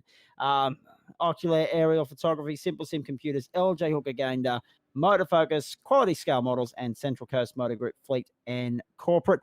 Kester Ward, thank you very much to you for jumping in tonight to fill in for Paul Nichols.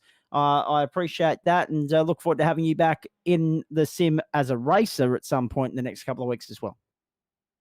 Thanks, mate. It was a good night. It certainly was. And thanks to you as always, Nick. Great insight as usual and look forward to doing it all again with the GTs on Monday night. Yes, bring on the next week. I know there's still bits and pieces to go across the weekend. What do we got? Saturday night, three-way fun. That sounds so wrong. And then Sunday, MX5s at Scuba and F3s at Barber Motorsports. So those little bits and pieces to round off the week. If you're in Queensland, or anything on the East Coast, it's pretty wet. And then we're back into it on Monday. Isn't it funny? He was just talking about it, three ways sounding so wrong, and then ended the sentence with saying things are going to be pretty wet this weekend, as they would be. Anyway, let's clean that up on that. No, I don't know if there is a way to clean that up, but that being said, still only 9:30, mate. I will say this much. As nice as tonight was, and as much as I needed to wake up, it wouldn't have worked if it was happening here. Let me tell you that much. Let's look ahead for you as far as the Gentlemen's Sim Racing Club is concerned and the broadcast is concerned for that matter. Monday night, Nick's all-time favourite circuit, and I mean that so sarcastically, it's not even funny. Sebring in Florida, the venue for, there we go, Wings and Slicks into the fifth round of the GT3 series. Next week is halfway week, folks. 5 down, 5 to go by the time we get to next Friday night and the end of the IndyCar race. But I'll get to that in just a moment. 8 o'clock Eastern Daylight Time, all the action live over on the Gentlemen's Sim Racing Club broadcast page. Sebring in Florida, the venue for Monday Night Motorsport. Wednesday Night Motorsport comes to you from Alton Park and Oran Park. We're doing the parks on Wednesday night. Todd McKenney style. Looking forward to that.